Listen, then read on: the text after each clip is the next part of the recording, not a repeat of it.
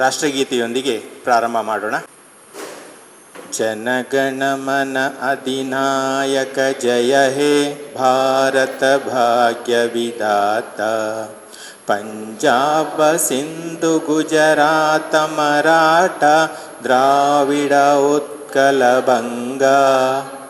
ವಿಂಧ್ಯ ಹಿಮಾಚಲ ಯಮುನಾ ಗಂಗಾ ಉಚ್ಛಲ ಜಲಧಿ ತರಂಗ.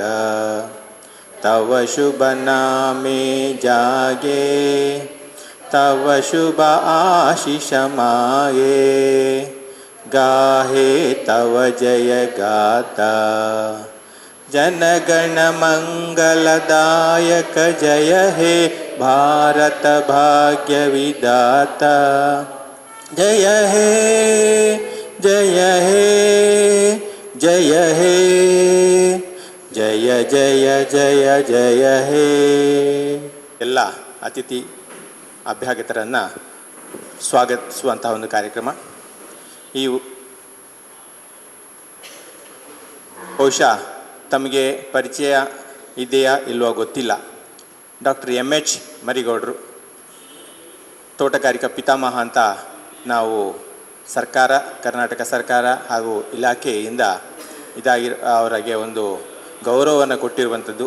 ಯಾಕೆ ಅಂತ ಹೇಳಿದ್ರೆ, ತೋಟಗಾರಿಕೆ ರಾಜ್ಯದಲ್ಲಿ ಬೃಹದಾಕಾರವಾಗಿ ಇವತ್ತು ಬೆಳಿಬೇಕು ಅಂತೇಳಿ ಆದರೆ ಮೂಲ ಕಾರಣ ಡಾಕ್ಟರ್ ಎಮ್.ಎಚ್. ಮರಿಗೌಡರು. ಅವರು ತಮ್ಮ ಸೇವೆ ಪ್ರಾರಂಭ ಅಂದರೆ ಬಹುಶಃ ಅದು ಬ್ರಿಟಿಷ್ ಕಾಲದ ಒಂದು ಸಂದರ್ಭ. ಆ ಸಂದರ್ಭದಲ್ಲಿ ಅವರು ಲಾಲ್ಬಾಗ್ ಅಂತ ಹೇಳುವಂತಹ ಬೆಂಗಳೂರಲ್ಲಿರುವಂಥ ಸಸ್ಯೋದ್ಯಾನ ಇದೆ, ಸಣ್ಣ ಉದ್ಯಾನವನ ಇದ್ದಾಗ ಅಲ್ಲಿಗೆ ಸೂಪರ್ಡೆಂಟ್ ಆಗಿ ಅವರು ನೇಮಕಗೊಳ್ತಾರೆ.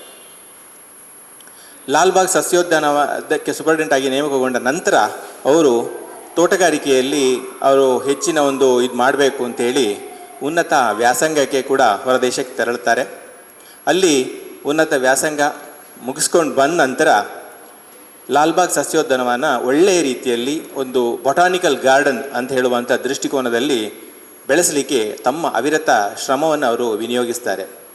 ಆ ಸಂದರ್ಭದಲ್ಲಿ ಸರ್ಕಾರದಲ್ಲಿ ಸಿಕ್ಕಿರುವಂತಹ ಅವರಿಗೆ ಒಂದು ಪ್ರೋತ್ಸಾಹ ಮತ್ತು ಅವರಿಗೆ ಒಂದು ಸಹಕಾರದಿಂದಾಗಿ ಲಾಲ್ಬಾಗ್ ಸಸ್ಯೋದ್ಯಾನವನ್ನು ವಿಸ್ತರಿಸಲಿಕ್ಕೂ ಕೂಡ ಸಾಧ್ಯ ಆಯಿತು. ಆ ಸಂದರ್ಭ ಅಲ್ಲಿಯ ಒಂದು ಬೆಳವಣಿಗೆಯಿಂದ ಪ್ರೇರೇಪಿತರಾದಂಥವರು ಕರ್ನಾಟಕ ರಾಜ್ಯದಲ್ಲಿ ಇವತ್ತು ಆ ಸಂದರ್ಭದಲ್ಲಿ ಎಲ್ಲ ಕಡೆಗಳಲ್ಲಿ ನಾವು ಕೃಷಿ ಬೆಳೆಗಳನ್ನು ಬೆಳೆಸ್ಕೊಂಡು ರೈತರು ತುಂಬ ಕಷ್ಟಪಡುವಂತಹ ಒಂದು ಇದರಲ್ಲಿ ಇತ್ತು, ಪರಿಸ್ಥಿತಿ ಇತ್ತು. ಆ ಸಂದರ್ಭದಲ್ಲಿ ತೋಟಗಾರಿಕಾ ಬೆಳೆಗಳಿಗೆ ಇರುವಂತಹ ಒಂದು ಪ್ರಾಮುಖ್ಯತೆ ಏನು, ಅದರಿಂದ ಬರುವಂತಹ ಒಂದು ಕೃಷಿ, ಅದನ್ನು ಬೆಳೆದಂತಹ ರೈತರಿಗೆ ಸಿಗುವಂತಹ ಆದಾಯ ಇತ್ಯಾದಿಗಳನ್ನು ಅವರು ಹೊರದೇಶಗಳಲ್ಲಿ ಕಂಡುಕೊಂಡಂಥ ಸಂದರ್ಭ ಇದನ್ನು ನೋಡಿಕೊಂಡು ಕರ್ನಾಟಕದಲ್ಲಿ ವಿಪುಲವಾಗಿ ಈ ತೋಟಗಾರಿಕೆ ಬೆಳೆಗಳಿಗೆ ತುಂಬ ಅವಕಾಶ ಇರುವಂಥದ್ದು. ಯಾಕೆಂತ ಹೇಳಿದ್ರೆ, ಒಂದು ಕಡೆ ಕರಾವಳಿಯ ಒಂದು ಪ್ರದೇಶ, ದಟ್ಟವಾಗಿ ಮಳೆ ಬೀಳುವಂಥ ಒಂದು ಪ್ರದೇಶ, ನಂತರ ಮಲೆನಾಡು, ಅಲ್ಲೂ ಕೂಡ ದಟ್ಟವಾಗಿ ಮಳೆ ಬೀಳುವಂಥದ್ದು, ಪ್ರಕೃತಿ ಸಹಜವಾದಂತಹ ಸಸ್ಯ ಸಂಪತ್ತನ್ನು ಹೊಂದಿರುವಂಥ ಪ್ರದೇಶ. ನಂತರ ಆಚೆ ಬದಿಗೆ ಹೋದರೆ ನಾವು ಬಯಲುಸೀಮೆ, ಈಚೆ ಬದಿಗೆ ಕೆಳಬದಿಗೆ ಬಂದರೆ ಸ್ವಲ್ಪ ಕೆಲವು ಬೆಳೆಗಳನ್ನು ಬೆಳೀಲಿಕ್ಕೆ ಸಾಧ್ಯ ಇರುವಂತಹ ಒಂದು ಪ್ರದೇಶ. ಇವುಗಳನ್ನೆಲ್ಲ ನೋಡಿದಾಗ ಅವರಿಗೆ ವಿಪುಲವಾದ ಅವಕಾಶಗಳು ಕಂಡುಬರ್ತವೆ. ಆ ಒಂದು ದೃಷ್ಟಿಕೋನವನ್ನು ಇಟ್ಕೊಂಡು ಆ ಸಂದರ್ಭದಲ್ಲಿ ಸರ್ಕಾರದೊಟ್ಟಿಗೆ ಸಂವಹನವನ್ನು ಮಾಡಿಕೊಂಡು, ಆಗ ಮೈಸೂರು ರಾಜ್ಯ ಇದಿತ್ತು, ಸರ್ಕಾರ ಇತ್ತು, ಅಲ್ಲಿ ಒಟ್ಟಿಗೆ ಸಂವಹನ ಮಾಡಿಕೊಂಡು ಎಲ್ಲ ಜಿಲ್ಲೆಗಳಿಗೆ ಅವರು ಪ್ರಯಾಣ ಬೆಳೆಸಿದಂಥ ಸಂದರ್ಭದಲ್ಲಿ ಅಲ್ಲಿಯ ಜಿಲ್ಲಾಧಿಕಾರಿಗಳಿಗೆ ಮಾಡಿಕೊಂಡು ಪ್ರತಿ ಜಿಲ್ಲೆಯಲ್ಲಿ ಕೂಡ ತೋಟಗಾರಿಕೆ ಅಭಿವೃದ್ಧಿ ಮಾಡಬೇಕು, ಅದಕ್ಕೋಸ್ಕರ ಒಂದು ಮಾದರಿ ಕ್ಷೇತ್ರಗಳು ಬೇಕು ಹೇಳುವಂಥ ದೃಷ್ಟಿಕೋನ ಇಟ್ಕೊಂಡು ಮಾದರಿ ಕ್ಷೇತ್ರಗಳನ್ನು ಅವರು ಮಂಜೂರಾತಿ ಮಾಡಿಕೊಳ್ಳಲಿಕ್ಕೆ ಅವರು ಸಫಲರಾಗ್ತಾರೆ. ತೋಟಗಾರಿಕೆ ಇಷ್ಟೇ ಇದ್ದರೆ ಸಾಕಾಗುವುದಿಲ್ಲ, ತೋಟಗಾರಿಕೆ ಒಂದು ಪ್ರತ್ಯೇಕವಾಗಿ, ಆಗ ಕೃಷಿ ಇಲಾಖೆಯೊಟ್ಟಿಗೆ ತೋಟಗಾರಿಕೆ ಸಮ್ಮಿಳಿತವಾಗಿತ್ತು.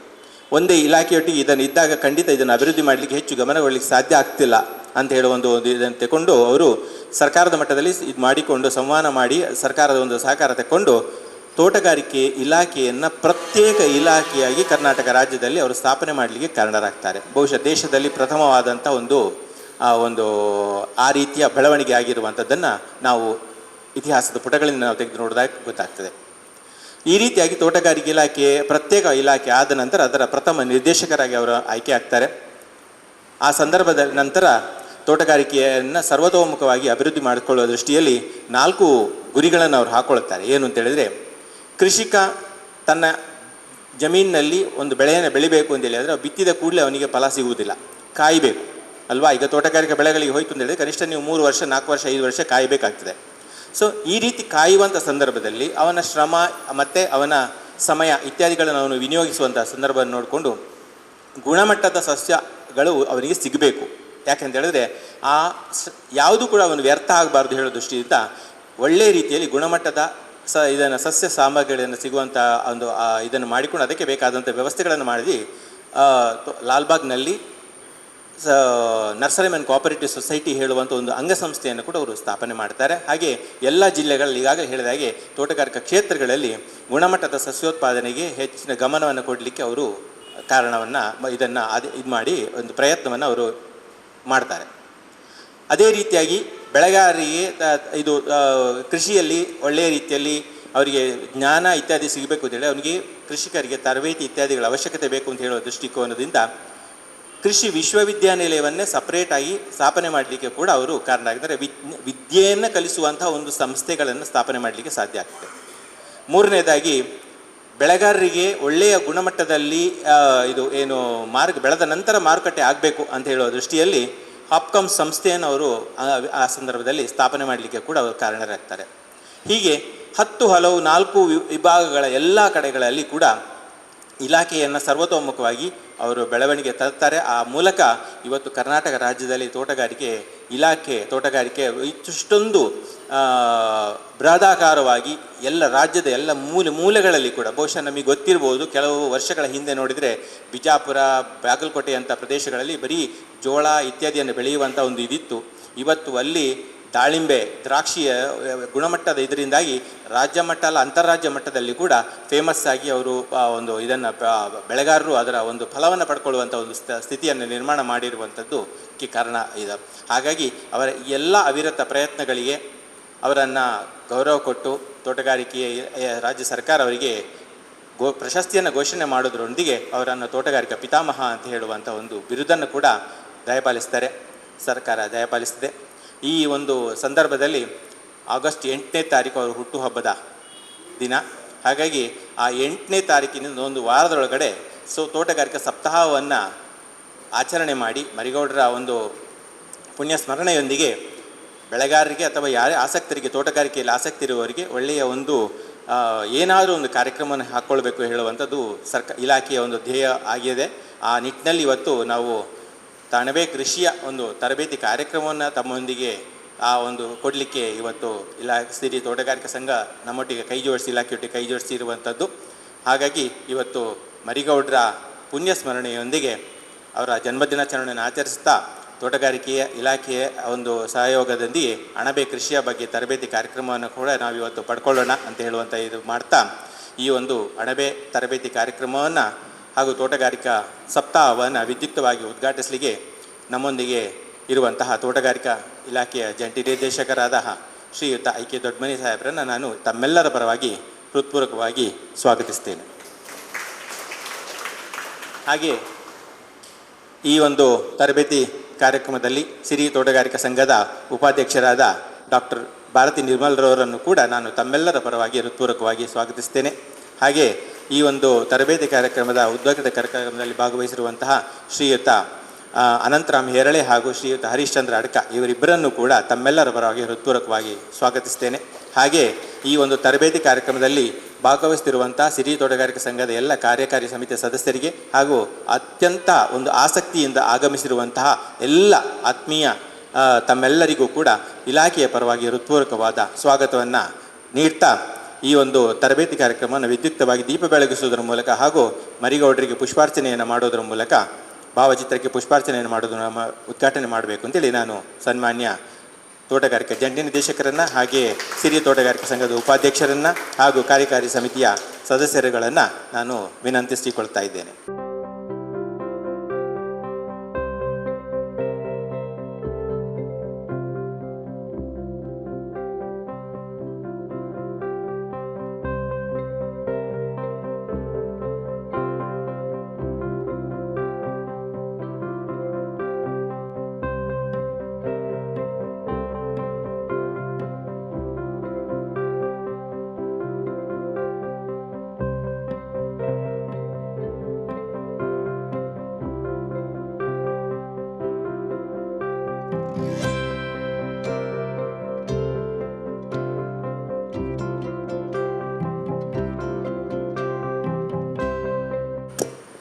ಉದ್ಘಾಟನೆಯನ್ನು ನೆರವೇರಿಸಿದಂತಹ ಸಿರಿ ತೋಟಗಾರಿಕೆ ಸಂಘದ ಉಪಾಧ್ಯಕ್ಷರಾದ ಡಾಕ್ಟರ್ ಭಾರತ್ ನಿರ್ಮಲ್ ಅವರು ಸಭೆಯನ್ನು ಉದ್ದೇಶಿಸಿ ಎರಡು ಮಾತಾಡಬೇಕು ಅಂತೇಳಿ ನಾನು ಕೇಳ್ಕೊಳ್ತೀನಿ.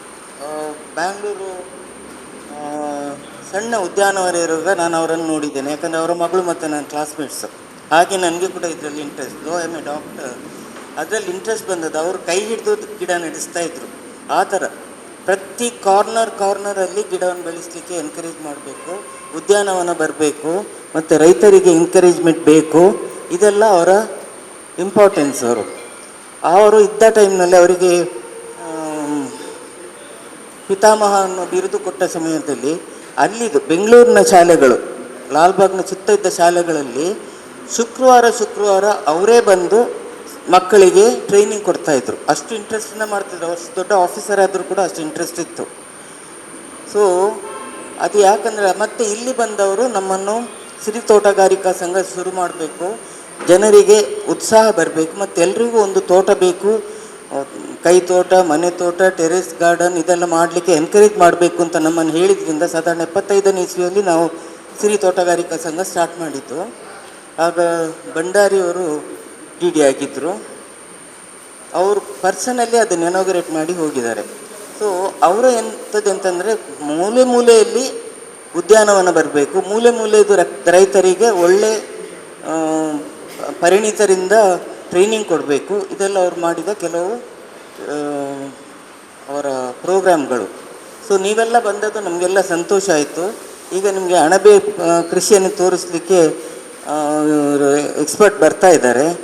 ನೀವೆಲ್ಲ ಕೂತು ಅದನ್ನು ಆ ಟ್ರೈನಿಂಗನ್ನು ಚಂದದಲ್ಲಿ ನೋಡಿ ಎಲ್ಲರೂ ಅದನ್ನು ಮಾಡಬೇಕು ಅಂತ ನಮ್ಮ ಆಸೆ. ಎಲ್ಲರೂ ಪ್ರತಿಯೊಬ್ಬರ ಮನೆಯಲ್ಲಿ ಮಾಡಿದರೆ ನಮಗೆ ಒಳ್ಳೆಯದಾದಂಥ ತರಕಾರಿ, ಮತ್ತು ಈ ಪೆಸ್ಟಿಸೈಡ್ ಇಲ್ಲದ ತರಕಾರಿಗಳು, ಮತ್ತು ಗಾಳಿ ಕೂಡ ಸ್ವಲ್ಪ ಚಂದದಲ್ಲಿ ಸಿಗ್ತದೆ ಎಲ್ಲರಿಗೆ. ನಮಗೆ ನಮ್ಮ ಮುಂದಿನ ಜನಾಂಗಕ್ಕೆ ನಾವು ಏನಾದರೂ ಮಾಡೋದಾದರೆ ಇದನ್ನು ಮಾಡಬೇಕೀಗ ಅಂತ. ಸೊ ತಮ್ಮೆಲ್ಲರನ್ನು ಹೃತ್ಪೂರ್ವಕವಾಗಿ ಇದು ಸ್ವಾಗತಿಸಿ ನಾನು ಎರಡು ಭಾಷಣ. ಸಣ್ಣ ಪ್ರಾಯದಲ್ಲಿ ಮರಿಗೌಡರ ಮಗಳು ಅವರ ಕ್ಲಾಸ್ಮೇಟ್ನೊಟ್ಟಿಗೆ ಅವರು ಬೆಳೆದವರು. ಮರಿಗೌಡರನ್ನ ಹತ್ತಿರದಿಂದ ಕಂಡವರು. ನಾವಂತೂ ಕಂಡಿಲ್ಲ, ಯಾಕೆಂದರೆ ನಾವು ಇಲಾಖೆಗೆ ತೋಟಗಾರಿಕೆ ಇಲಾಖೆ ಬರಬೇಕಾದ್ರೆ ಮರಿಗೌಡರು ಇಲ್ಲ. ಹಾಗಾಗಿ ಹತ್ತಿರದಿಂದ ಕಂಡವರು ಅವರು. ಹಾಗಾಗಿ ಅವರ ಒಂದು ಮಾತುಗಳು ಅರ್ಥಪೂರ್ಣ. ಈ ಸಂದರ್ಭದಲ್ಲಿ ಈ ಒಂದು ಉದ್ಘಾಟನಾ ಕಾರ್ಯಕ್ರಮವನ್ನು ನಾವು ವಿದ್ಯುಕ್ತವಾಗಿ ಇಲ್ಲಿಗೆ ಮುಕ್ತಾಯ ಮಾಡ್ತಾ ಇದ್ದೇವೆ. ಅದರೊಟ್ಟಿಗೆ ಇವಾಗ ತಮಗೆ ಅಣಬೆ ಕೃಷಿಯ ಬಗ್ಗೆ ಶ್ರೀಯುತ ಪ್ರಸನ್ನ ಡಿಸೋಜರ್ ಅವರು ಸಂಪನ್ಮೂಲ ವ್ಯಕ್ತಿಗಳಾಗಿ ತಮಗೆ ತರಬೇತಿ ಕೊಡಲಿಕ್ಕಿದ್ದಾರೆ. ಆ ತರಬೇತಿ ಕಾರ್ಯಕ್ರಮ ಪ್ರಾರಂಭ ಆಗೋದಕ್ಕಿಂತ ಮೊದಲು ಒಂದು ಕಾಫಿ ಟಿಫಿನ್ನ ವ್ಯವಸ್ಥೆಗಳನ್ನು ನಾವು ಮಾಡಿದ್ದೇವೆ. ತಾವೆಲ್ಲರೂ ಅದರಲ್ಲಿ ಸೇರಿಕೊಳ್ಬೇಕು. ಉದ್ಘಾಟನಾ ಕಾರ್ಯಕ್ರಮದಲ್ಲಿ ಭಾಗವಹಿಸಿದಂತಹ ಹಾಗೂ ಕಾರ್ಯಕಾರಿ ಸಮಿತಿ ಹಾಗೂ ತಮ್ಮೆಲ್ಲರಿಗೂ ಕೂಡ ಹೃತ್ಪೂರ್ವಕವಾಗಿ ಉದ್ಘಾಟನಾ ಕಾರ್ಯಕ್ರಮವನ್ನು ಅಧಿಕೃತವಾಗಿ ಇವತ್ತು ಇಲ್ಲಿಗೆ ಮುಕ್ತಾಯ ಮಾಡ್ತಾ ಇದ್ದೇವೆ. ಟಿಫಿನ್ನ ವ್ಯವಸ್ಥೆಯನ್ನು ಸ್ವೀಕರಿಸಿ ತಾವು ಆಮೇಲೆ ಆಸೀನರಾಗಬೇಕು. ನಮ್ಮಲ್ಲಿ ಸಸ್ಯ ಮೇಳ ಮಾಡುವ ಅಂತ ಒಂದು ಆಲೋಚನೆ ಮಾಡಿದ್ದೀವಿ. ಸಸ್ಯ ಮೇಳ ಮಾಡಬಹುದಾ? ನಿಮ್ಮ ಅಭಿಪ್ರಾಯ ಹೇಗೆ? ಬೇರೆಯವರೆಲ್ಲ ಕದ್ರಿ ಉದ್ಯಾನವನದಲ್ಲಿ ಬೇಕಾದಷ್ಟು ಕಾರ್ಯಕ್ರಮವನ್ನು ಮಾಡಿ ಒಳ್ಳೆಯ ಲಾಭವನ್ನು ಗಳಿಸ್ತಾ ಇದ್ದಾರೆ. ನಮಗೆ ಅವಕಾಶ ಹೆಚ್ಚುಂಟು, ನಾವು ಸಹ ಯಾಕೆ ಅದನ್ನು ಮಾಡಬಾರ್ದು? ಇದರಿಂದ ಖಂಡಿತವಾಗಿಯೂ ನಮ್ಮ ಸಂಘ ಅಭಿವೃದ್ಧಿ ಆಗಲಿಕ್ಕೆ ಸಾಧ್ಯ ಇದೆ. ಹೇಗೆ ನಿಮ್ಮ ಅಭಿಪ್ರಾಯ? ಸಸ್ಯ ಮೇಳ ಅಂದರೆ ಸಸ್ಯಗಳು ಯಾರಿಗೆಲ್ಲ ಬೇಕೋ ಅವರಿಗೆ ಅದನ್ನು ಒದಗಿಸೋದು, ಜೊತೆಯಲ್ಲಿ ಯಾರ್ಯಾರು ಏನೇನೆಲ್ಲ ಪ್ರಾಡಕ್ಟ್ ತಯಾರು ಮಾಡಿದ್ದಾರೆ, ಸಸ್ಯ ಆಗಲಿ ಅವರ ಹೋಮ್ ಪ್ರಾಡಕ್ಟ್ ಆಗಲಿ ಯಾವುದೇ ಆಗಲಿ ಅವರನ್ನು ಸೇರಿಸಿಕೊಂಡು ಮಾಡಿದರೆ ಖಂಡಿತ ಯಶಸ್ವಿ ಆಗಬಹುದು ಅಂತ ಹೇಳೋದು ಒಂದು ಚಿಂತನೆ. ಜೊತೆಯಲ್ಲಿ ಈಗ ಉದಾಹರಣೆಗೆ ನಾಡ್ದು ಕುರಾಲ್ ಹಬ್ಬ ಬರ್ತದೆ ಸೆಪ್ಟೆಂಬರ್ 8ಕ್ಕೆ. ನಾವು ಭಾಳಷ್ಟು ಕ್ರೈಸ್ತರಿಗೆ ಕುರಾಲ್ ಹಬ್ಬ, ಹಿಂದೂಗಳಿಗೂ ತುಂಬಿಸೋದು ಇದೆ. ಇವತ್ತು ಏನಾಗಿದೆ ಅಂದರೆ ಎಲ್ಲಿಯೂ ಕೃಷಿ ಇಲ್ಲ, ಭತ್ತದ ಕೃಷಿ ನಡೆಯುವುದೇ ಇಲ್ಲ. ಆದ್ದರಿಂದ ಆದರೆ ನಮಗೆ ತೆನೆಯನ್ನು ಕೊಂಡೋಗಿ ಮನೆಯಲ್ಲಿ ಕಟ್ಟದೇ ಇದ್ದರೆ ಸಮಾಧಾನ ಆಗೋದಿಲ್ಲ. ಏನು ಮಾಡ್ಬೋದು? ಅದಕ್ಕೆ ನಮ್ಮನೆಯಲ್ಲೇ ನಾವು ಯಾಕೆ ನಮ್ಮ ಚಟ್ಟಿಯಲ್ಲಿ ತೆನೆಯನ್ನು ಬೆಳೆಸಬಾರ್ದು ಅಂತ ಹೇಳುವಂಥ ಒಂದು ಆಲೋಚನೆ. ಅದಕ್ಕೆ ಒಳ್ಳೆಯ ಜಾತಿಯ ಸಸ್ಯವನ್ನು ಇಲ್ಲಿ ನಾವು ಒದಗಿಸಿದರೆ ಪ್ರಾಯಶಃ ಅದಕ್ಕೆ ನಾವು ಪರದಾಡುವಂಥದ್ದು ಖಂಡಿತ ನಿಲ್ಬೋದು ಅಂತ ನಂದು ಆಲೋಚನೆ. ಅದಕ್ಕೇನು ವಿಶೇಷ ಖರ್ಚೇನು ಇರೋದಿಲ್ಲ, ಸುಲಭ ಕೂಡ, ಕಷ್ಟ ಏನು ಇರೋದಿಲ್ಲ. ಹೇಗೆ ಅಂತೇಳಿದರೆ ಮನೆಯಲ್ಲಿ ಆಗುವಂಥ ಕಸ ಏನಿದೆ ಅದನ್ನೆಲ್ಲ ನಾವು ಒಂದು ಚಟ್ಟಿಗೆ ಹಾಕಿ ಕಂಪೋಸ್ಟ್ ಮಾಡಿ ಅಲ್ಲಿ ಸಸ್ಯವನ್ನು ಬೆಳೆಸಿದರೆ ಇದು ಎರಡು ರೀತಿಯ ಲಾಭ. ಒಂದು ತೆನೆ ಸಿಗ್ತದೆ, ಎರಡನೇದು ಈಗಿನ ಮಕ್ಕಳಿಗೆ ಅಕ್ಕಿ ಎಲ್ಲಿಂದ ಬರ್ತದೆ ಅಂತ ತಿಳಿಯೋದಿರೋದಿಲ್ಲ. ಅವರಿಗೆ ಅವರ ಮನೆಯಲ್ಲೇ ಆ ತೆನೆ ಇದಾದಾಗ ನಮಗಿಂತ ಹೆಚ್ಚು ಅವರು ಖುಷಿ ಪಡ್ತಾರೆ, ಸಂತೋಷ ಪಡ್ತಾರೆ. ಅದನ್ನು ಅವರೇ ಬೇಕಾದರೆ ಅದನ್ನು ಬೆಳೆಸ್ತಾರೆ, ಖುಷಿಯಾಗ್ತದೆ ಅವರಿಗೆ. ಸಾಧಾರಣವಾಗಿ ನನ್ನ ಮನೆಯಲ್ಲಿ ನೋಡಿದಂಥ ವಿಚಾರ, ಸಸಿ ಬೀಜ ಹಾಕಿದಾಗ ಮಗು ಮರುದಿವಸವೇ ಅದು ಎಷ್ಟು ಬೆಳೆದಿದೆ ಅಂತೇಳಿ ಅದನ್ನು ತೆಗೆದು ನೋಡ್ತಾನೆ. ನಾಟಿ ಮಾಡಿದರೆ ಎಷ್ಟು ಬೆಳೆದಿದೆ ಅಂತ ತೆಗೆದು, ಅಂದರೆ ಅಷ್ಟು ಉತ್ಸಾಹ ಅವರಿಗೆ ಇರ್ತದೆ ಅಂತ ಹೇಳಿದ್ದು. ಆಗ ನಾವು ತಿದ್ದಬೇಕಾಗ್ತದೆ, ಹಾಗೆ ಮಾಡೋದಲ್ಲ, ನಾವು ಮಾಡಬೇಕಂತ ತಿದ್ದಬೇಕಾಗ್ತದೆ. ಈ ರೀತಿ ನಾವು ಒಂದು ಚಳವಳಿ ಯಾಕೆ ಮಾಡಬಾರ್ದು? ಇದು ಮಾದರಿಯೂ ಆಗ್ತದೆ, ಸುಲಭವೂ ಆಗ್ತದೆ, ಒಳ್ಳೆಯದು ಆಗ್ತದೆ, ಮತ್ತು ಪರಿಸರವನ್ನು ಶುಚಿಯಾಗಿಟ್ಟುಕೊಳ್ಳಿಕ್ಕೂ ಒಂದು ಕಾರಣ ಆಗ್ತದೆ. ಅದೇ ರೀತಿಯಾಗಿ ಚೌತಿ ಸಮಯದಲ್ಲಿ ಸಾಧಾರಣ ಒಂದು ಚಟ್ಟಿಯಲ್ಲಿ, ಸ್ವಲ್ಪ ದೊಡ್ಡ ಚಟ್ಟಿಯಲ್ಲಿದ್ದರೆ ಅಥವಾ ಹೊಂಡ ತೆಗೆದು ಮಾಡಲಿಕ್ಕೆ ಸಾಧ್ಯ ಇದ್ದರೆ ಇದೆ, ಇಲ್ಲದಿದ್ದರೆ ನಮ್ಮ ಕಬ್ಬನ್ನು ಸೀಡ್ಲಿಂಗ್ಸ್ ಮಾಡಿ ಸುಲಭದಲ್ಲಿ ಸೀಡ್ಲಿಂಗ್ಸ್ ಮಾಡಲಿಕ್ಕಾಗ್ತದೆ. ಕಬ್ಬನ್ನು ಸೀಡ್ಲಿಂಗ್ಸ್ ಮಾಡಿ ನಾವು ಕೊಟ್ಟರೆ ಮನೆಯಲ್ಲಿ ನಾವು ಕಬ್ಬನ್ನು ಬೆಳೆಸ್ಬೋದು, ಒಳ್ಳೆಯದಾದಂಥ ಕಬ್ಬು ನಮಗೆ ಸಿಗ್ತದೆ. ಹಾಗೆ ಇಂಥದ್ದು ನೂರಾರಿದೆ. ಸಾಧಾರಣವಾಗಿ ನಾವು ತಿಳಿದಾಗೆ ಹೇಗೆ ಅಂತ ಹೇಳಿದರೆ, ಒಂದು 5-6 ಚಟ್ಟಿ ಇದ್ದರೆ ವಿಷಮುಕ್ತವಾದಂಥ, ಸಾವಯವಾದಂಥ ಮತ್ತು ರುಚಿಕರವಾದಂಥ ನಮಗೆ ಮನೆಗೆ ಬೇಕಾದಂಥ ತರಕಾರಿಯನ್ನು ಮಾಡಲಿಕ್ಕಾಗ್ತದೆ. ಯಾಕಂದರೆ ಒಂದೇ ಗಿಡದಲ್ಲಿ 2-3 ತರಕಾರಿಯನ್ನು ಪಡೀಲಿಕ್ಕಾಗ್ತದೆ. ಈಗ ಕಲ್ಲಟ್ಟೆ ಅಂತೇಳಿ ಆ ಸಣ್ಣ ಒಂದು ಬದನೆ ಆಗ್ತದಲ್ಲ, ಆ ಗಿಡಕ್ಕೆ ಬದನೆ, ದೊಣ್ಣೆ ಮೆಣಸು, ಟೊಮೆಟೊ ಇತ್ಯಾದಿ ಗಿಡಗಳನ್ನು ಕಸಿ ಕಟ್ಟಿ ನಾವು ಪಡೀಲಿಕ್ಕಾಗ್ತದೆ. ಹೀಗೆ ಹೆಚ್ಚಂದರೆ ಒಂದು 10 ಗಿಡಗಳಿಗೆ 10 ಚಟ್ಟಿ ಇದ್ದರೆ ಅಥವಾ ಗೋಣಿಯಲ್ಲಿ ಹೊಯ್ಗೆ ಎಲ್ಲ ತುಂಬಿಸಿ ನಾವು ಇದು ಮಾಡಿದರೆ ಒಂದು 15-18 ಬಗೆಯ ತರಕಾರಿಯನ್ನು ನಾವು ಮನೆಯಲ್ಲಿ ಮಾಡಲಿಕ್ಕಾಗ್ತದೆ. ಅಷ್ಟು ಮಾತ್ರ ಅಲ್ಲ, ನಾವು ಅದನ್ನು ವಿನಿಮಯ ಕೂಡ ಮಾಡಿಕೊಳ್ಬೋದು. ಒಬ್ರಿಗೊಬ್ಬರು ಸೇರಿಕೊಂಡು ಅದನ್ನು ವಿನಿಮಯ ಮಾಡಿಕೊಂಡು ಕೂಡ ನಾವು ಸಂತೋಷ ಪಡಬಹುದು. ಯಾಕೆಂದರೆ ನಾವು ಬೆಳೆಸಿದ್ದನ್ನು, ಸಣ್ಣ ಪ್ರಮಾಣದಲ್ಲಿ ಬೆಳೆಸಿದ್ದನ್ನು ಮಾರಾಟ ಮಾಡಲಿಕ್ಕೆ ಸ್ವಲ್ಪ ಕಷ್ಟ ಆಗ್ತದೆ. ಅಲ್ಲಿ ಕೊಂಡೋಗೋದು ಯಾರು ಮಾರುಕಟ್ಟೆಗೆ, ಸ್ವಲ್ಪ ಅಂದರೆ ಕೊಂಡೋಗ್ಲಿಕ್ಕೆ ಆಗೋದಿಲ್ಲ. ಆದರೆ ನಾವು ಸಂತೋಷವಾಗಿ ವಿನಿಮಯ ಮಾಡಿಕೊಂಡು, ಒಬ್ರಿಗೊಬ್ಬರು ವಿನಿಮಯ ಮಾಡಿಕೊಂಡು ಅದನ್ನು ಮಾಡಲಿಕ್ಕೆ ಭಾಳ ಸುಲಭ.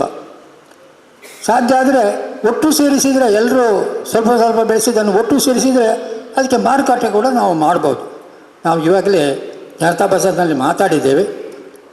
ನಮ್ಮ ಸಂಘದ ಸದಸ್ಯರು ಮತ್ತು ಬೆಳೆಯುವವರು ಯಾರೆಲ್ಲ ಇದ್ದಾರೆ ಅವರಿಗೆ ವಾರದಲ್ಲಿ ಒಂದು ಸಂತೆ ಹಾಗೆ ಮಾಡಿ ಸೇರಿಸಿಕೊಂಡು ಅಲ್ಲಿ ವಿನಿಮಯ ಮಾಡಿಕೊಳ್ಳೋದು ಅಥವಾ ಮಾರಾಟ ಮಾಡೋದು.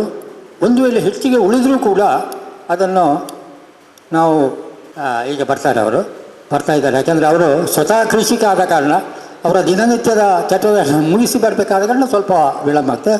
ಚೆನ್ನಾಗಿ ಮಾಡುವವರು ಮತ್ತು ಒಳ್ಳೆಯ ಅನುಭವ ಇದ್ದವರು ನಿಮಗೆ ಸರಿಯಾದಂಥ ಅನುಭವವನ್ನು ಕೊಡಲಿಕ್ಕೆ ತಯಾರಿದ್ದಾರೆ. ನಾನು ಏನು ಹೇಳಲಿಕ್ಕೆ ಹೇಳಿದೆ ಅಂದರೆ, ಈ ರೀತಿ ನಮ್ಮ ಮನೆಯಲ್ಲಿರುವಂಥ ನಮ್ಮ ತರಕಾರಿ ಆಗಲಿ ಅಥವಾ ಹೂವಿನ ಗಿಡಗಳಾಗಲಿ, ಹೂವಿನ ಕಂದುಗಳಾಗಲಿ, ಇವುಗಳನ್ನೆಲ್ಲ ನಾವು ವಿನಿಮಯ ಮಾಡಿಕೊಂಡು ಮಾರಾಟ ಮಾಡಿಕೊಂಡು ನಾವು ನಮ್ಮ ಸಂಘವನ್ನು ಅಭಿವೃದ್ಧಿ ಮಾಡ್ಬೋದು. ಕೆಲವರಿದ್ದಾರೆ, ನಮ್ಮ ಭಾರತಿ ಮೇಡಮೇ ಹೇಳ್ತಾರೆ, ಅವ್ರ ಹತ್ರ ಬೇಕಾದಷ್ಟು ಇದರ ಹೂವಿನ ಕಟ್ಟಿಂಗ್ಸ್ ಇದೆ, ದಯವಿಟ್ಟು ಅದನ್ನು ತಂದು ಬೇಕಾದರೆ ಮಾರಾಟ ಮಾಡಿ, ಇಲ್ಲದ್ರೆ ಫ್ರೀಯಾಗಿ ಕೊಟ್ಟು ಆದಷ್ಟು ಬೆಳೆಯುವಂತೆ ನಾವು ಮಾಡಲಿಕ್ಕೆ ಸಾಧ್ಯ ಆಗ್ಬೋದು. ಅದನ್ನು ಹೇಳ್ತಾ ಇದ್ದಾರೆ. ಹಾಗೆ ತುಂಬ ಮಂದಿ ಇರ್ಬೋದು. ಈಗ ನೀವು ಒಂದು ವಿಷಯ ನಿಮ್ಮ ಹತ್ರ ಕೇಳಲಿಕ್ಕೆ ಬಯಸ್ತೇನೆ. ಅಣಬೆ ಕೃಷಿ ಮನೆಯಲ್ಲಿ ಇವಾರೆಗೆ ಮಾಡಿದವರು ಯಾರಾದರೂ ಇದ್ದಾರಾ? ದಯವಿಟ್ಟು ಕೈ ಎತ್ತಿ. ಅಣಬೆ ಕೃಷಿಯ ಬಗ್ಗೆ ಇಲ್ಲ. ಓಕೆ. ತರಬೇತಿಗೆ ಹೋದವರು ಇದ್ದಾರಾ? ಹೋಗಿದ್ದೀರಿ, ಗುಡ್. ಒಬ್ಬರು ಇದ್ದಾರೆ. ಮರ್ತೋಗ್ತದೆ ನಾನು ಹೋಗಿದ್ದೇನೆ, ಮರ್ತೋಗಿದ್ದೆ. ಸಾಧಾರಣವಾದ ಔಟ್ಲೈನ್ ಗೊತ್ತುಂಟು ಅಷ್ಟೇ. ನಾನು ಸಹ ಒಂದು 2-3 ತರಬೇತಿಗೆ ಹೋಗಿದ್ದೇನೆ. ಈಗ ಕೇಳಿದರೆ ಗೊತ್ತಿಲ್ಲ. ಅಂದರೆ ಅದಕ್ಕೆ ನಿಜವಾಗಿ ಬೇಕಾದ್ರೆ ಇದು ತಂಪಾದ ವಾತಾವರಣ ಬೇಕು. ಹಾಗೆ ಅಂತ ಜಾಸ್ತಿ ತಂಪು ಆಗಬಾರ್ದು. ವಾತಾವರಣದಲ್ಲಿ ತಂಪಿದ್ರೆ ಸ್ವಲ್ಪ ಬಿಸಿ ಬೇಕು, ಆ ರೀತಿ ಬೇಕಾಗ್ತದೆ. ಹುಲ್ಲು ಎಲ್ಲ ಬೇಕಾಗ್ತದೆ. ಆ ಹುಲ್ಲನ್ನೆಲ್ಲ ಕ್ರಿಮಿನಾಶಕದಲ್ಲಿ ಹಾಕಿ ಅದ್ದಿ ಒಣಗಿಸಿ ಎಲ್ಲ ತಯಾರು ಮಾಡಬೇಕಾಗ್ತದೆ. ಅದು ಒಂದು ವಿಚಾರ. ಮತ್ತು ಅದಕ್ಕೆ ಒಳ್ಳೆಯ ಮಾರುಕಟ್ಟೆ ಕೂಡ ಉಂಟು. ನಾವು ರೈತರು ಎಲ್ಲಿ ಸೋಲ್ತಾ ಇದ್ದೇವೆ ಅಂತ ಹೇಳಿದರೆ, ಒಂದು ಮುಖ್ಯ ವಿಷಯ, ನಾವು ಮಾಡಲಿಕ್ಕೆ ನಾವು ತರಬೇತಿ ಕೊಡ್ತೇವೆ, ಬೇಕಾದರೆ ಬ್ಯಾಂಕಿನವ್ರು ನಿಮಗೆ ಸಾಲವೂ ಕೊಡ್ಬೋದು, ಎಲ್ಲ ಆದ ಮೇಲೆ ಅದು ಚೆಂದ ಮಾಡಿ ನೀವು ಬೆಳೆಸ್ತೀರಿ. ಬೆಳೆಸಿದ ಮೇಲೆ ಏನು ಮಾಡಬೇಕು ಅಂತ ಕೇಳಿದರೆ ಯಾರೂ ಉತ್ತರ ಹೇಳುವವರು ಇಲ್ಲ. ಹೌದಾ? ಒಪ್ತೀರಾ ನೀವು? ಯಾಕೆಂದರೆ ನನ್ನ ಜೀವನದ ಅನುಭವದಲ್ಲಿ ನಾನು ಒಂದು ನಿಮಗೆ ಹೇಳಲಿಕ್ಕೆ ಬಯಸ್ತೇನೆ. ಅಂದರೆ ನಾನು ಈಗ ಶಿಕ್ಷಕನಾಗಿ ನಿವೃತ್ತಿಯಾಗಿದ್ದೇನೆ. ಪ್ರಾರಂಭದಲ್ಲೇ ನನ್ನಲ್ಲಿ ಇದ್ದಂಥ ಒಂದು ವಿಚಾರ ಏನಂತ ಹೇಳಿದರೆ, ನಾನು ಸೇವಾ ವೃತ್ತಿಗೆ ಹೋಗಿ ಸಂಬಳ ತಗೊಳ್ಳುವ ಆಗಬಾರ್ದು, ಕೃಷಿಕನಾಗಿ ಸ್ವತಂತ್ರವಾಗಿ ನನ್ನ ಜೀವನ ನಡೆಸುವಂಥ ಆಗಬೇಕೆಂಬಂಥ ಒಂದು ಹೆಬ್ಬಯಕೆ ಇತ್ತು. ಹಾಗೆ ಪ್ರಥಮವಾಗಿ ಏನು ಮಾಡಿದೆ ಅಂದರೆ, ನಮ್ಮದು ಗದ್ದೆ ಬೇಸಾಯ, ಶ್ರಮಪಟ್ಟು ಎಲ್ಲ ಇನ್ಪುಟ್ಗಳನ್ನೆಲ್ಲ ಹಾಕಿ 10 ಮಡಿ ಬೆಳೆಯುವಲ್ಲಿ 20 ಮಡಿ ಬೆಳೆದೆ. ನಾನು ಬೆಳೆಸುವಾಗ ಒಂದು ಮಡಿಗೆ 100 ರೂಪಾಯಿ ಇದ್ದರೆ ಮಾರ್ಕೆಟಿಗೆ ಹೋಗುವಾಗ 50 ರೂಪಾಯಿ.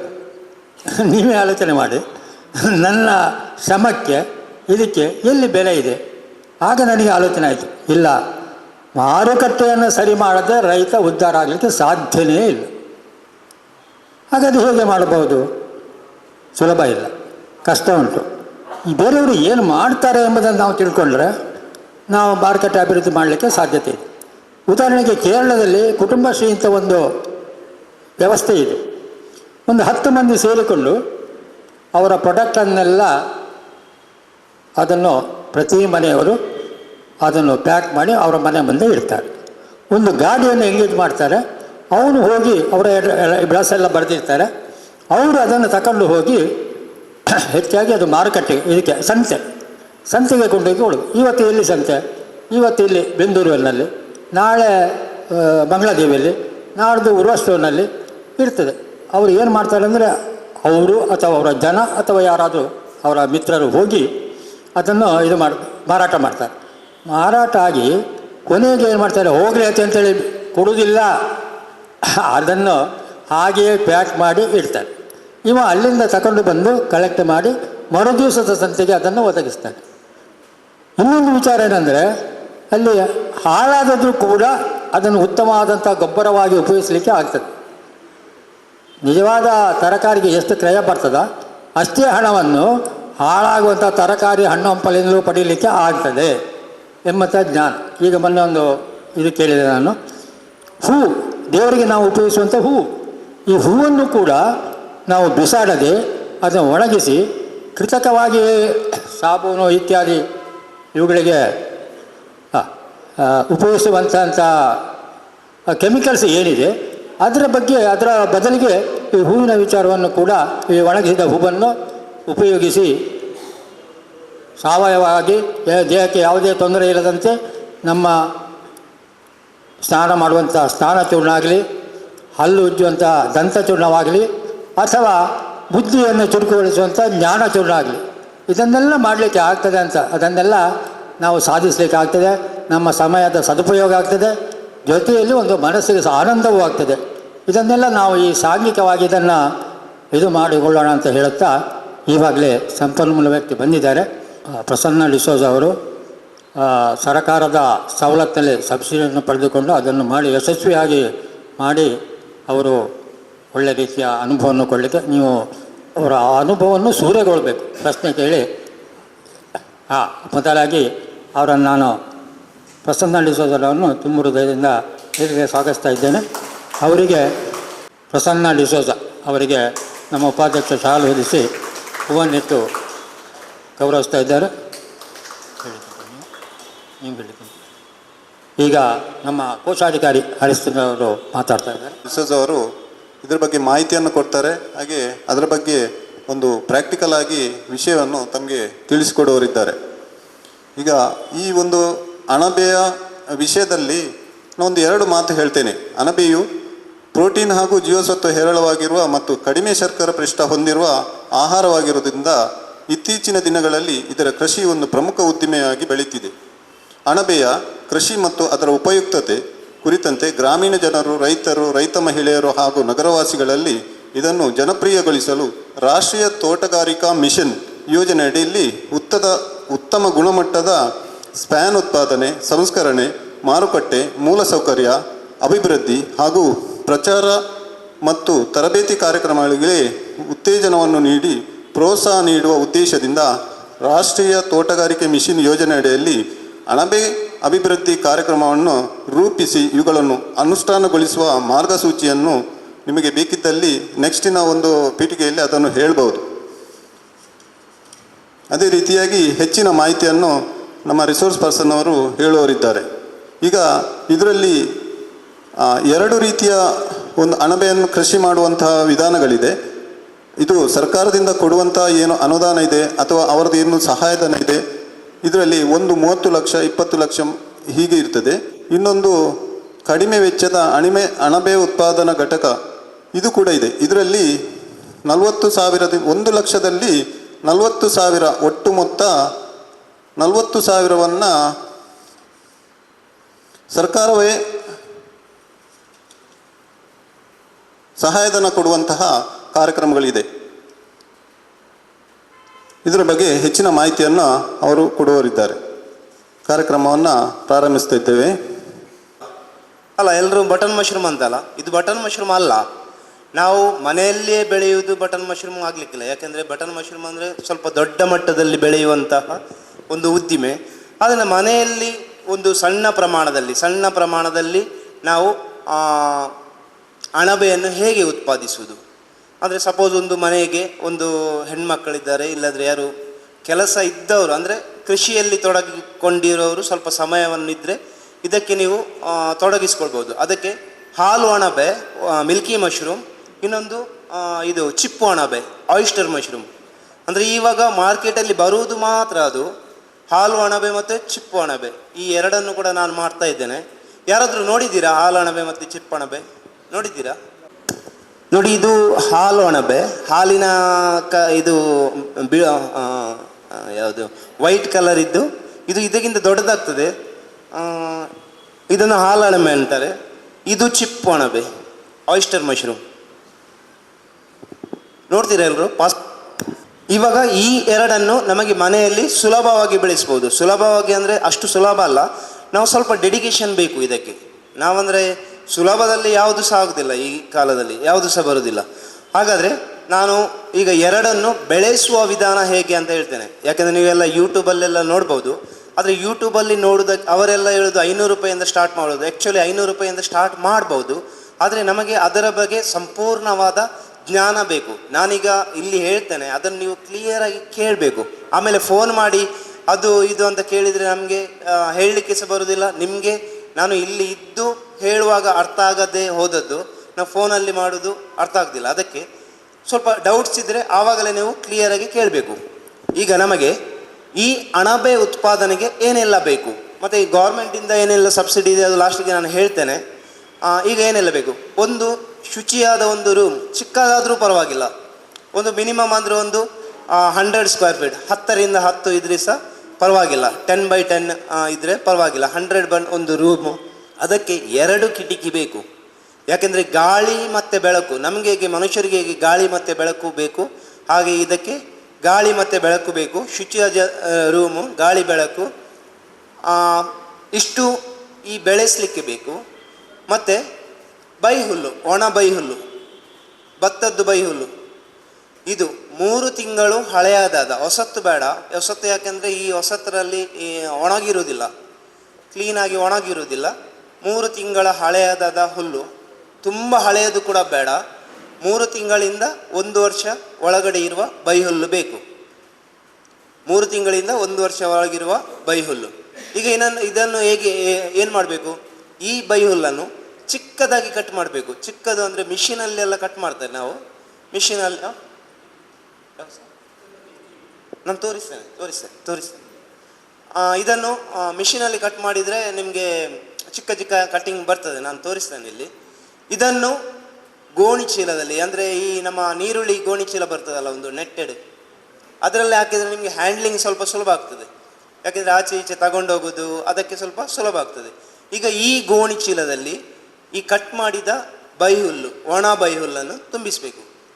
ಎಷ್ಟು ತುಂಬಿಸಬೇಕು, ಒಂದು 2ರಿಂದ 2.5 kg ಅಷ್ಟು. 2.5 kg ಅಂದರೆ ಫುಲ್ ಆಗ್ತದೆ ಅದು. ಒಣ ಬೈಹುಲ್ಲು ವೆಯ್ಟ್ ಇರುವುದಿಲ್ಲಲ್ಲ, ಫುಲ್ ಆಗ್ತದೆ. ಈಗ ಈ ತುಂಬಿಸಿದ ಬೈಹುಲ್ಲನ್ನು 12 ಗಂಟೆಗಳ ಕಾಲ ನೀರಿನಲ್ಲಿ ಇಡಬೇಕು. ಯಾವುದಾದ್ರೂ ಒಂದು ಪಾತ್ರೆಯನ್ನಿಟ್ಟು ಆ ಪಾತ್ರೆಯಲ್ಲಿ ನೀರನ್ನು ಹಾಕಿ ಆ ಮೇಲೆ ಬರದ ಹಾಗೆ ಅದಕ್ಕೆ ಒಂದು ಏನಾದರೂ ಒಂದು ತೂಕದ ವಸ್ತುವನ್ನು ಇಡಬೇಕು,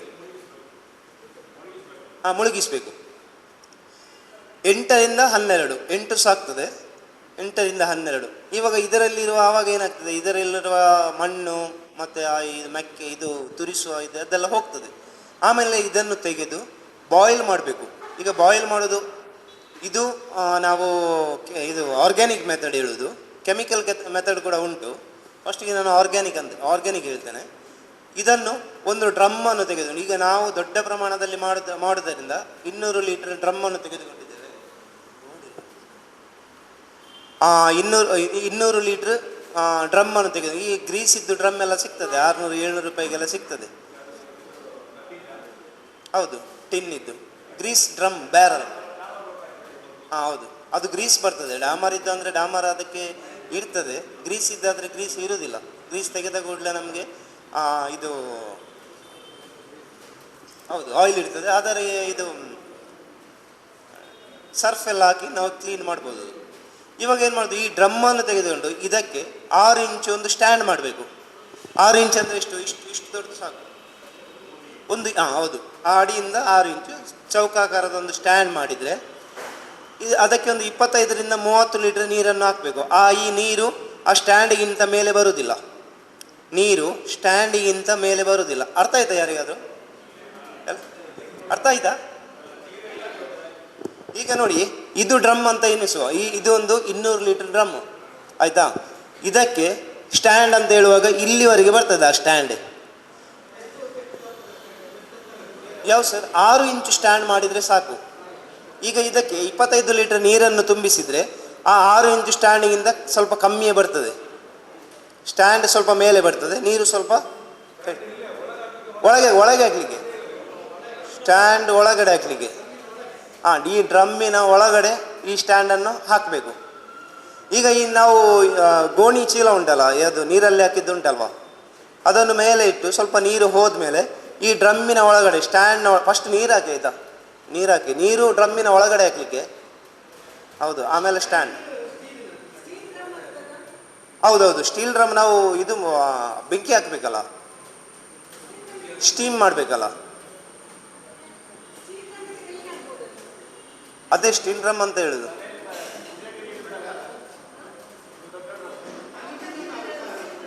ಡ್ರಮ್ ಯಾವುದು ಸಹ ಆಗ್ತದೆ ಸರ್, ಯಾವುದು ಸಹ ಆಗ್ತದೆ. ಬಿಸಿ ಮಾಡಲಿಕ್ಕೆ ಬಿಸಿಯಲ್ಲಿ ಯಾವುದ್ರಲ್ಲೆಲ್ಲ ಮಾಡ್ಬೋದು, ಅದರಲ್ಲಿ ಅದು ಆಗ್ತದೆ. ಗೋಣಿ ಹೋಗ್ತದೆ. ಗೋಣಿ ಅಂದರೆ ಅದು ಬೈಹುಲ್ಲಲ್ವಾ, ಅದು ಹಾಗೆ ಹೀಗೆ ಮಾಡಿ ಅದರಲ್ಲಿ ಹಾಕ್ಬೋದು.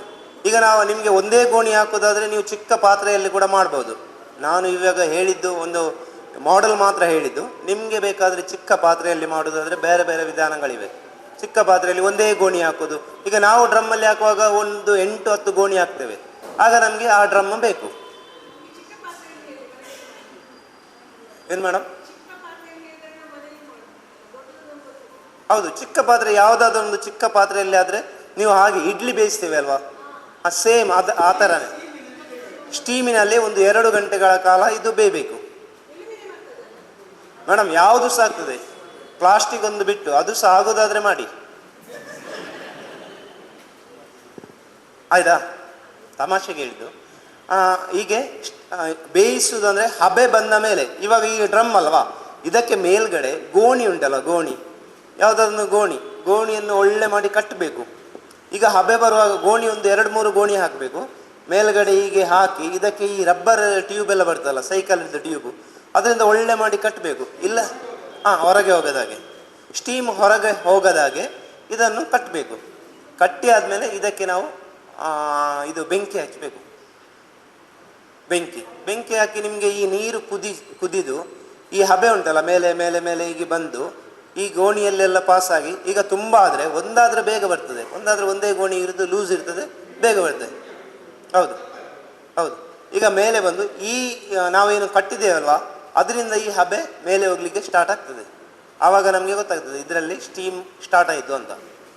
ಈಗ ಈ ಮೇಲೆ ಹೋದ ಮೇಲೆ 1 ಅವರ್ ಇಡಬೇಕು, 1 ಗಂಟೆಗಳ ಕಾಲ. ಮತ್ತೆ ಸ್ವಲ್ಪ ಬೆಂಕಿ ಮಾಡಿದರೆ ಸಾಕು. ಫಸ್ಟಿಗೆ ಮಾತ್ರ ಒಳ್ಳೆ ನೀರು ಕುದಿದು ಈ ಇದರಲ್ಲೆಲ್ಲ ಪಾಸಾಗಿ ಮೇಲೆ ಬರುವವರೆಗೆ ಸ್ವಲ್ಪ ಕಂಟಿನ್ಯೂಷನ್ ಬೇಕು. ಮತ್ತೆ ಸ್ವಲ್ಪ ಬೆಂಕಿ ಮಾಡಿದರೆ ಹೋಗ್ತಾ ಇರ್ತದೆ.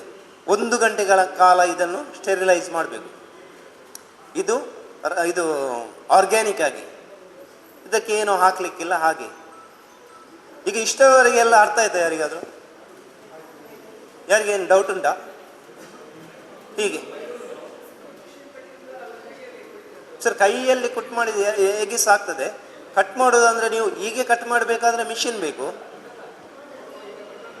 ಆಗ್ತದೆ, ನಾವು ಅದನ್ನೇ ಕಟ್ ಮಾಡಿ ಸರ್.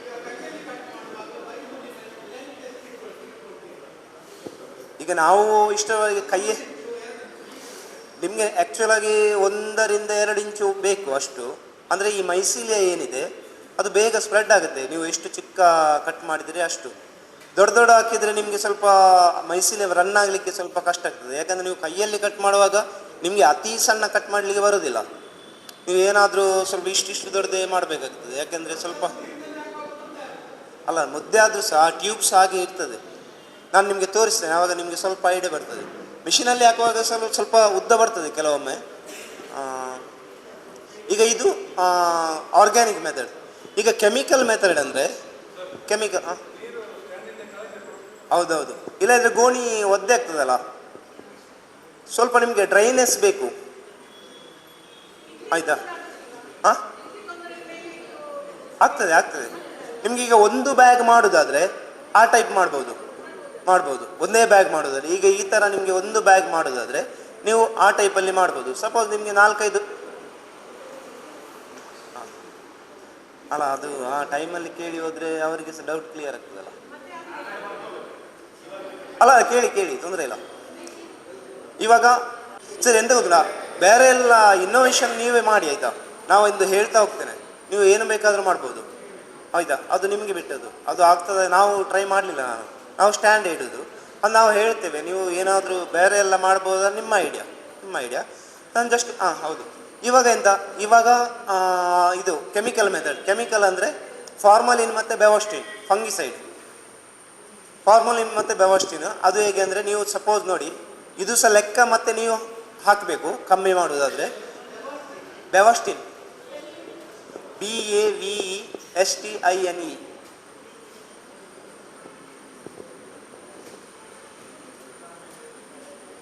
ಫಂಗಿಸೈಡ್.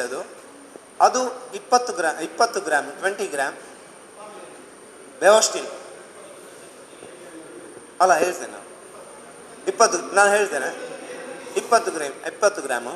ಮತ್ತು ಫಾರ್ಮಲಿನ್ 200 ml. ಇದನ್ನು 170 ಲೀಟರ್ ನೀರಿಗೆ ಮಿಶ್ರಣ ಮಾಡಬೇಕು.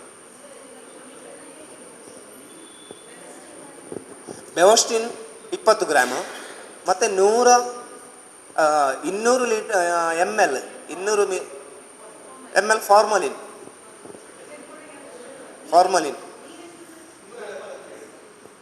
170 ಲೀಟರ್ ನೀರಿಗೆ. ದೊಡ್ಡ ಡ್ರಮ್ಮಿಗೆ ಇದು ಮತ್ತೆ ನೀವು ಕ್ಯಾಲ್ಕುಲೇಟ್ ಮಾಡಿ ಕಮ್ಮಿ ಮಾಡಲಿಕ್ಕೆ. ಇದಕ್ಕೆ 16 ಕಿಲೋ ಇದು ಒಣ ಬೈಹುಲ್ಲು 16 kg. 16 kg.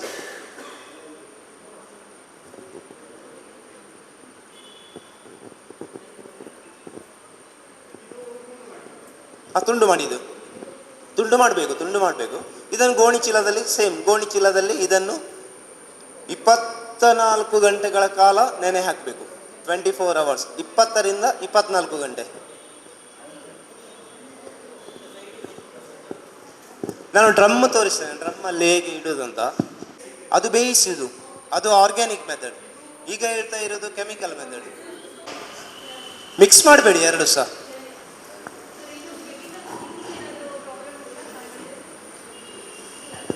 ಆ ಫಂಗಿಸೈಡ್ ಏನಾಗ್ತಿಲ್ಲ. ಮಾಡಿ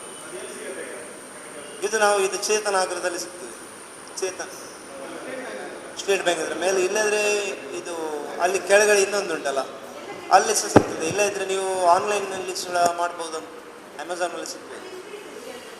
ಯಾವುದು ಫಾರ್ಮಲಿನ್ 4 ಲೀಟ್ರ್ ಇರ್ತದೆ, 4-5 ಲೀಟ್ರ್ ಇರ್ಬೋದು. ನಾವು ಯೂಸ್ ಮಾಡೋದಿಲ್ಲ, ಅದು ನಿಮಗೆ ಬೇಕಾಗ್ತದೆ ಅದು. ಯಾಕೆಂದರೆ ರೂಮ್ ಕ್ಲೀನ್ ಮಾಡುವಾಗ ಫ್ಯೂಮಿಗೇಷನ್ ಪರ್ಪಸ್ಸಿಗೆ ಇದು ಬೇಕೇ ಬೇಕು. ಹಾಂ, ಸ್ಟೆರಿಲೈಸ್. ಈಗ ಇಷ್ಟು ಅರ್ಥ ಆಯ್ತಲ್ಲ?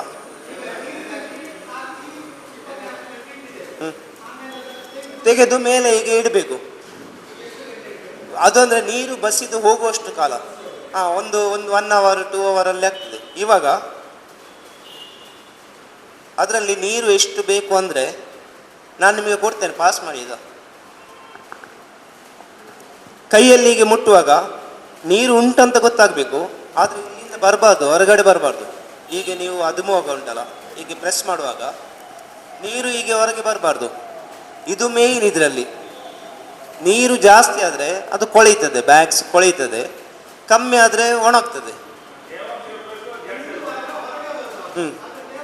ತೇವ ಇರಬೇಕು. ನಾನು ನಿಮಗೆ ಕೊಡ್ತೇನೆ, ಪಾಸ್ ಮಾಡಿ. ಇಷ್ಟೊಂದು ಐಡಿಯಾ ಬರ್ತದಲ್ಲ, ಅದು ಹೇಳ್ತೇನೆ ನಾನು. ಏಕೆಂದರೆ ಟೆಂಪ್ರೇಚರ್ ನಾನು ಅದಕ್ಕೆ ಬರ್ತೇನೆ ನೆಕ್ಸ್ಟ್ ಹೋಗುವಾಗ. ಬೈಹುಲ್ಲು ಬೇಯಿಸಿದ್ದು ಕೂಡ ರೆಡಿಯಾಗಿದೆ, ಬೇಯಿಸಿದ್ದು ಕೂಡ ಉಂಟು. ಕೆಮಿಕಲ್ ಮೆಥಡ್ ಸಹ ಹೇಳಿದ್ದೇನೆ, 2 ಸಹ ನಾನು ಹೇಳಿದ್ದೇನೆ. ಇವಾಗ ನಿಮಗೆ ಕೆಮಿಕಲ್ ಮೆಥಡಲ್ಲಿ ಏನಾದರೂ ಡೌಟ್ಸ್ ಉಂಟಾ ಕೇಳಿ ಬೇಕಾದರೆ. 170 ಲೀಟ್ರ್ ನೀರಿಗೆ 20 ಗ್ರಾಮ್ ಬೆವಸ್ಟಿನ್, 200 ml ಫಾರ್ಮಲಿನ್ 2 ಸಹ ಮಿಕ್ಸ್ ಮಾಡಿ. ಈ 170 ಲೀಟ್ರ್ ಯಾಕೆ ಹೇಳುವುದು ಅಂತ ಹೇಳಿದರೆ, ಗೋಣಿ ಚೀಲ ಹಾಕುವಾಗ ಅದು ಓವರ್ಫ್ಲೋ ಆಗ್ತದೆ. ಗೋಣಿ ಚೀಲ ಫುಲ್ ಮಾಡುವಾಗ 200 ಲೀಟ್ರ್ ಹಾಕಿದರೆ ಅದು ಮೇಲ್ಗಡೆ ಬರ್ತದೆ. ಅದಕ್ಕೆ 103 ಡ್ರಮ್ಮು ಹಾಕಿದರೆ ಉಂಟಲ್ಲ, ಅದು ಹೊರಗಡೆ ಬರುವುದಿಲ್ಲ. 3 ಡ್ರಮ್ ಹಾಕಿದರೆ ಹೊರಗಡೆ ಬರುವುದಿಲ್ಲ. ಈಗ ಈ ಗೋಣಿ ಚೀಲವನ್ನು ಅದರಲ್ಲಿ ತುಂಬಿಸಿ ಕೆಮಿಕಲ್ ಮೆಥಡ್ ಆದರೆ ಮೇಲೆ ಒಂದು ದೊಡ್ಡ ಕಲ್ಲು ಇಡುವುದು, ಆವಾಗ ಈ ಮುಳುಗ್ತದೆ. ಇಷ್ಟು. ಇವಾಗ ಇದನ್ನು 20ರಿಂದ 24 ಗಂಟೆ ಒಳಗಡೆ ಇಟ್ಟು, ಆಮೇಲೆ ಇದನ್ನು ತೆಗೆದು ಮೇಲ್ಗಡೆ ಇಟ್ಟು ನೀರು ಎಲ್ಲ ಬಸಿದು ಹೋದ್ಮೇಲೆ ನಿಮಗೆ ಈಗ ನಾನು ಕೊಟ್ಟಿದ್ದೇನಲ್ಲ, ಅಷ್ಟೊಂದು ಐಡಿಯಾ ಬರ್ತದಲ್ಲ. ನೀವು ಈಗ ಎಷ್ಟು ಅದುಮಿದ್ರೆ ಸಹ ನೀರು ಬರಲಿಕ್ಕಿಲ್ಲ, ಆ ಟ್ಯೂಬ್ಸಿಂದ ಹೊರಗಡೆ ನೀರು ಬರಲೇಬಾರ್ದು. ಒಂದು ವೇಳೆ ನಿಮಗೆ ಹೀಗೆ ಇಟ್ಟು ಒಣಗದೆ ಹೋದರೆ, ನೀವು ಇಂಥ ಒಂದು ನೀವು ರೆಡಿ ಮಾಡಿದ್ದೀರ ರೂಮು, ಅದರಲ್ಲಿ ಒಂದು ಪ್ಲಾಸ್ಟಿಕ್ ಇದು ಹಾಳೆಯನ್ನು ಹಾಕಿ, ತರ್ಪಾಲನ್ನು ಹಾಕಿ, ಅದು ಸಹ ತೊಳೆಯಬೇಕು. ಒಳ್ಳೆ ತೊಳೆದು, ಇಲ್ಲದ್ರೆ ಡೆಟಾಲಿಂದ ಸ್ವಲ್ಪ ಡೆಟಾಲ್ ನೀರಲ್ಲಿ ಮುಳುಗಿಸಿ ಸ್ವಲ್ಪ ನೀವು ಬಿಸಿಲಿಗೆ ಇಟ್ಟು ಮತ್ತೆ ತಗೊಂಬಂದು ರೂಮಲ್ಲಿ ಹರಡಿ, ಬೈಲನ್ನು ಕ್ಲೀನ್ ಮಾಡಿ ಇಟ್ಟಿದ್ದಲ್ಲ, ಸ್ಟೆರಿಲೈಸ್ ಮಾಡಿ ಇಟ್ಟಿದ್ದೀರಲ್ಲ, ಅದನ್ನು ಹಾಗೆ ಹರಡೋದು, ಫ್ಯಾನ್ ಹಾಕೋದು. 1-2 ಗಂಟೆ ಫ್ಯಾನ್ ಹಾಕಿದರೆ ಹಾಗೆ ಆಗ್ತದೆ. ಇದು ನಿಮಗೆ ಮೇಯ್ನ್. ಇದರಲ್ಲಿ ಕೀ ಪಾಯಿಂಟ್ ಇಷ್ಟೇ ಇರೋದು ಇದು. ಯಾಕೆಂದರೆ ಇಲ್ಲಿ ನೀವು ನೀರು ಸ್ವಲ್ಪ ಜಾಸ್ತಿ ಆದ ಕೂಡಲೇ ಎಂತಾಗ್ತದೆ, ಕೊಳೆಯುತ್ತದೆ. ಮತ್ತು ಅದಕ್ಕೆ ಬೇರೆ ಬೇರೆ ಫಂಗಸ್ ಎಲ್ಲ ಬರ್ತದೆ, ಬ್ಲ್ಯಾಕ್ ಮೋಲ್ಡ್ ಬರ್ತದೆ, ಮತ್ತು ಟ್ರೈಕೋಡರ್ಮ ಬರ್ತದೆ ಇದಕ್ಕೆ. ಅದಕ್ಕೆ ಈ ಪಾಯಿಂಟ್ ಉಂಟಲ್ಲ, ಇದು ಮೇಯ್ನ್ ನಿಮಗೆ. ಅದಕ್ಕಿಂತ ಸ್ವಲ್ಪ ಡ್ರೈ ಆದರೂ ಕೂಡ ಪರವಾಗಿಲ್ಲ. ಈಗ ಅಂದರೆ ಮಳೆ ಅಲ್ಲ, ಸ್ವಲ್ಪ ಕಷ್ಟ ಆಗ್ತದೆ ಡ್ರೈ ಮಾಡಲಿಕ್ಕೆ. ಅದಕ್ಕೆ ಸ್ವಲ್ಪ ಡ್ರೈ ಆದರೂ ಕೂಡ ಪರವಾಗಿಲ್ಲ. ಕೆಮಿಕಲ್ ಅಷ್ಟು ಸಿಗೋದಿಲ್ಲ ನಿಮಗೆ. 200 ಗ್ರಾಮ್ ಸಿಗೋದು. ಅದು 200 ಗ್ರಾಮಿಗೆ ಎಷ್ಟು, 150 ಹೌದು. ನೀವು ಅದನ್ನು ತಗೊಂಬಂದರೆ ಮತ್ತೆ ಯೂಸ್ ಮಾಡ್ಬೋದಲ್ಲ. 20 ಗ್ರಾಮ್ ಸಿಗೋದಿಲ್ಲ ಸರ್. ಮತ್ತು ಫಾರ್ಮಲಿನ್ ಸ್ಪೀಡಲ್ಲಿ ಇಡಿ, ಬೇಗ ಒಣಗಬೇಕಲ್ಲ. ಅದೊಂದು 5 ಡೇಸಲ್ಲಿ ಎಲ್ಲ ಹೋಗ್ತದೆ ಅದರದ್ದು. ಇದು ಬೇರೆ ಬೇರೆ ಏನಾದರೂ ಫ್ಯಾನ್ ಸ್ಪೀಡ್ ಎಷ್ಟು ದಿನ ಇಡ್ಲಿಕ್ಕಿಲ್ಲ ಇದು. ಇದಕ್ಕೆ ಈಗ ನೀವು ರೂಮಲ್ಲಿ ಹಾಕ್ತಿರಲ್ಲ, ಅದಕ್ಕೆ ಜಾಸ್ತಿ ನೀವು ಇದೆಲ್ಲ ತಾಗಬಾರ್ದು. ಯಾಕೆಂದರೆ ಗಾಳಿಯಲ್ಲಿರುವ ಏನಾದರೂ ಇದೆಲ್ಲ ಬರ್ತದೆ, ಫಂಗಸ್ ಎಲ್ಲ ಅದಕ್ಕೆ ಅಟ್ಯಾಕ್ ಆಗ್ತದೆ. ನೀವು ಜಸ್ಟ್ ಅದನ್ನು ಕ್ಲೀನಾಗಿ ನೋಡ್ಕೊಳ್ಬೇಕು. ಇದೆಲ್ಲ ರೆಡಿಯಾಗಿದೆ, ಯಾವುದು ಸಬ್ಸ್ಟ್ರಾಕ್ಟ್ ಎಲ್ಲ ರೆಡಿಯಾಗಿದೆ. ಈಗ ನಿಮಗೆ ಬ್ಯಾಗಿಂಗ್ ಮಾಡೋದು. ಮುಂದುವರಿಸ್ಬೇಕಾ ಏನು, ಯಾವುದಕ್ಕೆ?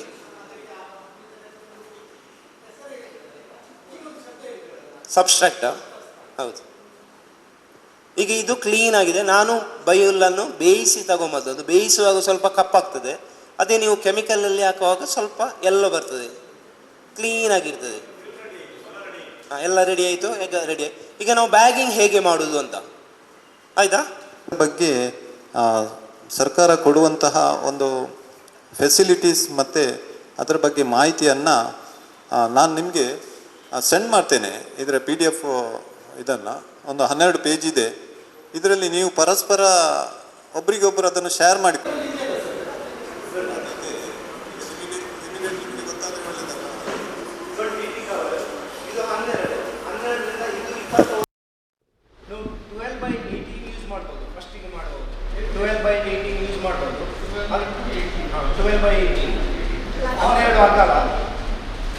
ಇದು 21 ಉಂಟು, 18 ಉದ್ದ. ಈಗ ಇದನ್ನು ನೋಡಿ ಹೀಗೆ ಮಾಡಬಹುದು. ಕ್ವಾಲಿಟಿಯಲ್ಲಿ 50 ಮೈಕ್ರಾನ್ಸ್ನಿಂದ ಮೇಲೆ 50 ಮೈಕ್ರಾನ್ಸ್.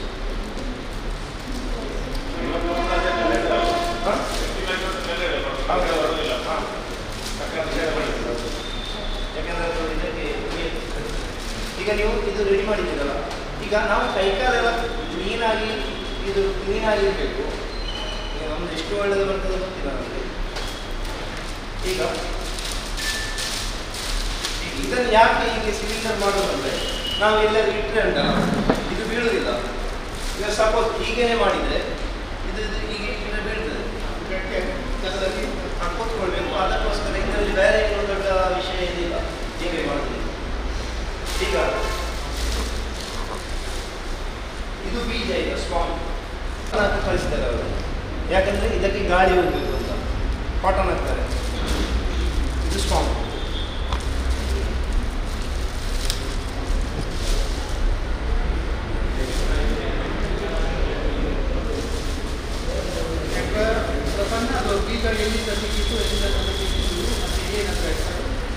ಇಲ್ಲಿಗೆ ಸಿಗ್ತದೆ, ಇವರು ಕೊಡ್ತಾರೆ. ಸ್ವಲ್ಪ ಗಟ್ಟಿ ಇರ್ತದೆ, ಅಂದರೆ ಫ್ರೆಶ್ ಬಂದದ್ದು ಸ್ವಲ್ಪ ಇದೇ ಇರ್ತದೆ, ಈಗ ಲೂಸ್ ಇರ್ತದೆ. ದಿನ ಒಂದಾದರೆ ಗಟ್ಟಿ ಆಗ್ತದೆ, ಸ್ವಲ್ಪ ಲೂಸ್ ಮಾಡಿ ಹಾಕ್ತದೆ. ಇದು ಚಿಕ್ಕುವಣ ಬೇಗ ಬೀಜ ಒಂದೇ ಇರ್ತದೆ. ಎಲ್ಲ ನಮಗೆ ಬೀಜ ಬಂದ ಮೇಲೆ ಇದು ಯಾವುದಂತ ಕಂಡುಹಿಡಿಯಲಿಕ್ಕೆ ಸ್ವಲ್ಪ ಕಷ್ಟ ಆಗ್ತದೆ. ಇರ್ಬೋದು ಕೆಲವೊಂದು ಅಲ್ಲ, ಇದಕ್ಕೆ ಎಷ್ಟು ರೇಟ್ ಸರ್? ಇದು ಎಷ್ಟು ಬೇಗ ನಾವು ಯೂಸ್ ಮಾಡ್ತೇವೆ ಅಷ್ಟು ಬೇಗ ಒಳ್ಳೆಯದು. ಅದಕ್ಕೆ ನಿಮಗೆ ಏನಾದರೂ ರೇಟ್ ಅದಕ್ಕೆ ಜಾಸ್ತಿ ಎಷ್ಟು ಇರ್ತದೆ? ಇದು ನಿಜವಾಗ್ಲೂ ಗೋಧಿ ಇದಕ್ಕೆ ಗಾಳಿ ಹಾಕಲ್ಲ.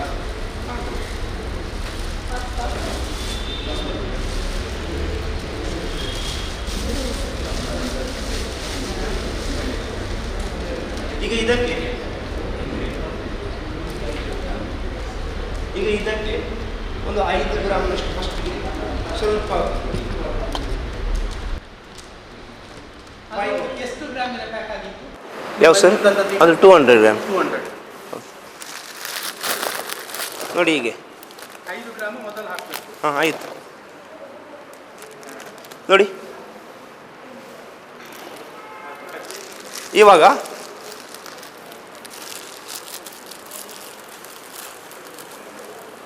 ಕೊಡ್ಲಾರ ನೀನು.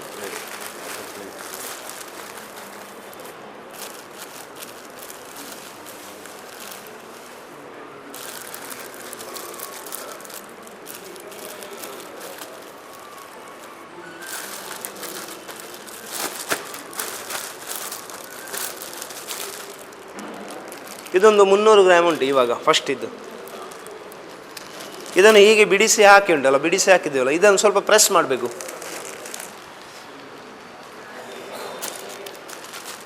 ನೋಡಿ, ಹೀಗೆ ಪ್ರೆಸ್ ಮಾಡುವಾಗ ಈಗ ಇದನ್ನು ಒತ್ತಿ ಪ್ರೆಸ್ ಮಾಡಿದರೆ ಇದು ಒಡೀತದೆ.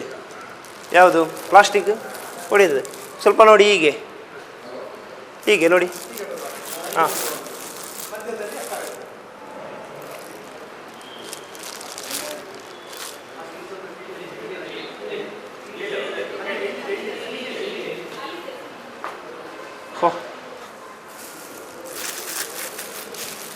ಇದು ಒಂದು 20 ಗ್ರಾಮ್ಸ್ 20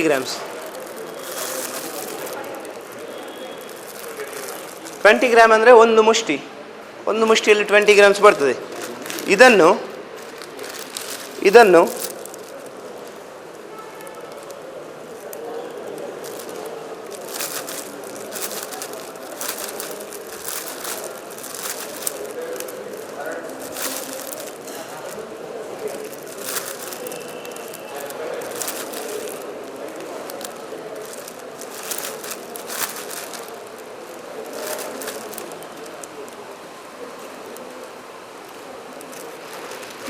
ಹೀಗೆ ಹಾಕಬೇಕು. ಕಾಣ್ತದಾ ನೋಡಿ, ಹೀಗೆ ಮಧ್ಯದಲ್ಲಿಲ್ಲ, ಹೀಗೆ. ಹಾಂ, ಸುತ್ತಮುತ್ತ ಇಲ್ಲ, ಸುತ್ತ ಮಾತ್ರ, ಸೈಡಿಗೆ.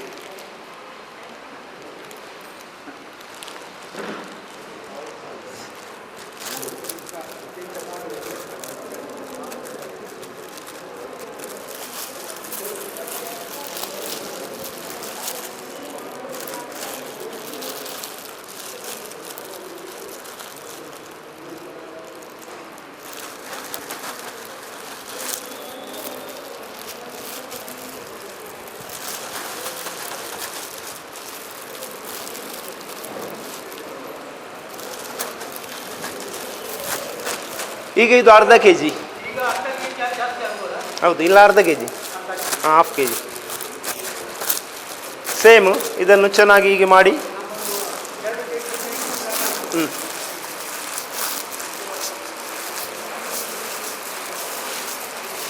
ಇದನ್ನು ಹೀಗೆ ಪ್ರೆಸ್ ಮಾಡಿ.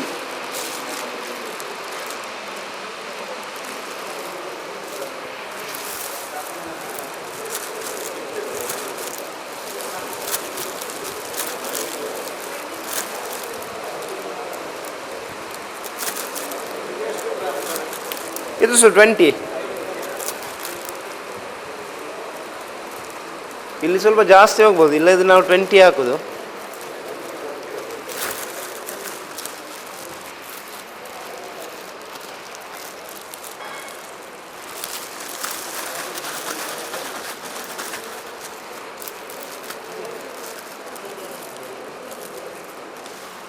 ಗಲ್ಲ ಕದಗ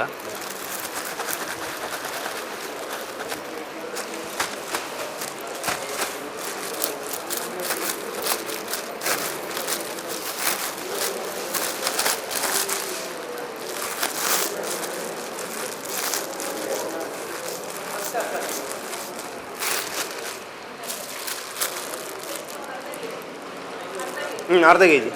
ಮತ್ತೆ ನೀವು ಅರ್ಧ ಕೆ ಜಿ ಹಾಕೋದು. ಹಾಂ, 20 ಗ್ರಾಮ್ಸ್ ಪಾನ್.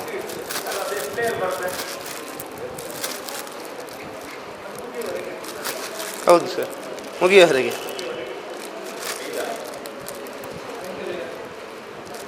ಅಂದರೆ ನೀವು PP ಕವರ್ ಎಷ್ಟು ದೊಡ್ಡದು ಯೂಸ್ ಮಾಡ್ತೀವಲ್ವಾ, ಅದರ ಮೇಲೆ ಡಿಪೆಂಡ್ಸ್ ಅದು.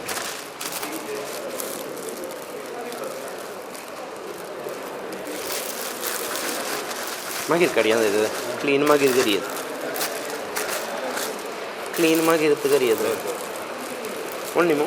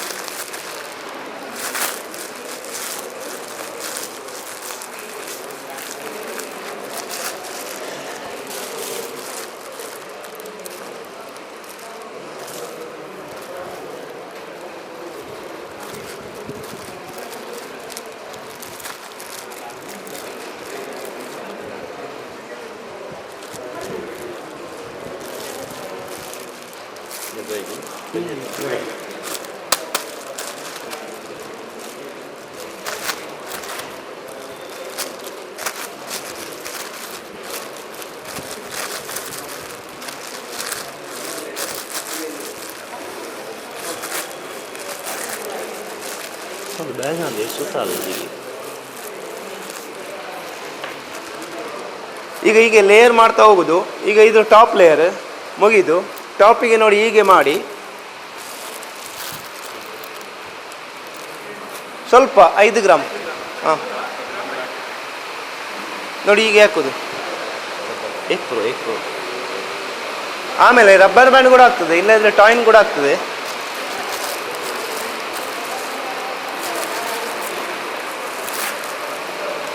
ಸುತ್ತ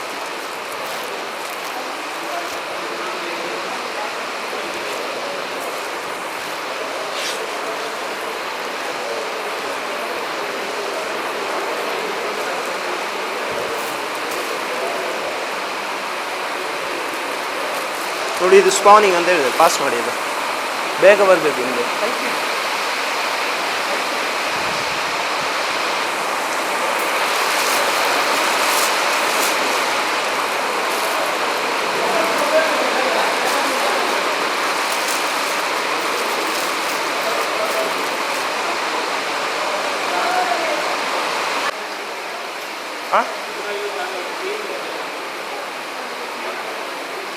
ಬ್ಯಾಗ್ ಮಾಡೋದು ಹೇಗೆ ಅಂತ. ಯಾವ ಸರ್? ಅದು ಇವಾಗ 80 ಮೈಕ್ರಾನ್ಸ್ ಸಿಗೋದು, 50ಗಿಂತ ಮೇಲ್ಗಡೆ. ಕೆಳಗಡೆ ಮಾರಲಿಕ್ಕಿಲ್ಲ. ನೀವು ಅದನ್ನು ಇಲ್ಲಿ ಮಾರ್ಕೆಟ್ ರೋಡ್ ಹತ್ರ ಪ್ಲಾಸ್ಟಿಕ್ ಹೌಸ್ ಉಂಟಲ್ವ, ಅವರ ಹತ್ರ ಇದೆ, ಒಳ್ಳೆ ಕ್ವಾಲಿಟಿ ಇರೋದಲ್ಲಿ. ಹಾಗೆಲ್ಲ ನೀವು 50 ಮೈಕ್ರಾನ್ಸ್ ಮೇಲೆ ಇದು ಕೊಡಿ ಅಂತ 12/18 ಇಂಚಸ್ ಕೊಡಿ ಅಂತ ಹೇಳಿದರೆ ಅದು ಕೇಳ್ತಾರೆ. ಅವರಿಗೆ ಅಣಬೆ ಮಾಡಲಿಕ್ಕೆ ಅಂತ ಗೊತ್ತಿರೋದಿಲ್ಲ. ಇಲ್ಲ ಅವ್ರಿಗೆ ನಿಮಗೆ ಅದರ ಬ್ಯಾಗ್ ನೋಡಬೇಕಾದ್ರೆ ನೋಡಿ ಪಾಸ್ ಮಾಡಿ ಕ್ವಾಲಿಟಿ ನೋಡುವಾಗ. ಯಾವ ಸರ್? ಅದು 150, 150 ರುಪೀಸ್. ನೀವು ಇಲ್ಲಿ ಇವರ ಹತ್ರ ರುಕ್ಮಯ್ಯ ಸರ್ ಹತ್ರ ಹೆಸರು ಕೊಟ್ಟು ಇದು ಹೋದರೆ ಯಾರಿಗೆಲ್ಲ ಎಷ್ಟು ಬೇಕಂತ ಹೇಳಿದರೆ ನಾವು ಕೊಡ್ತೇವೆ ಅವರಿಗೆ, ಅವ್ರು ಕೊಡ್ತಾನೆ. ಅದು ಹೇಳ್ತೇನೆ. ಇವಾಗ ಜಸ್ಟ್ ಮಾಡಿದ್ದು ಮಾತ್ರ ಅಲ್ಲ, ನೆಕ್ಸ್ಟ್ ರೂಮ್ ಟೆಂಪ್ರೇಚರ್, ಹ್ಯುಮಿಡಿಟಿ ಮತ್ತು ಹೇಗೆ ಇದು ಮಾಡೋದು ಅಂತ. ಬ್ಯಾಗ್ ಬೇಗ ಕೊಡಿ ಬ್ಯಾಗ್. ಇವಾಗ ಇಷ್ಟರವರೆಗೆ ಅರ್ಥ ಇದೆ ಎಲ್ಲರಿಗೂ? ಎಲ್ಲ ಏನಾದರೂ ಡೌಟ್ಸ್ ಉಂಟಾ? ಕೇಳಿ. ಹಾಂ,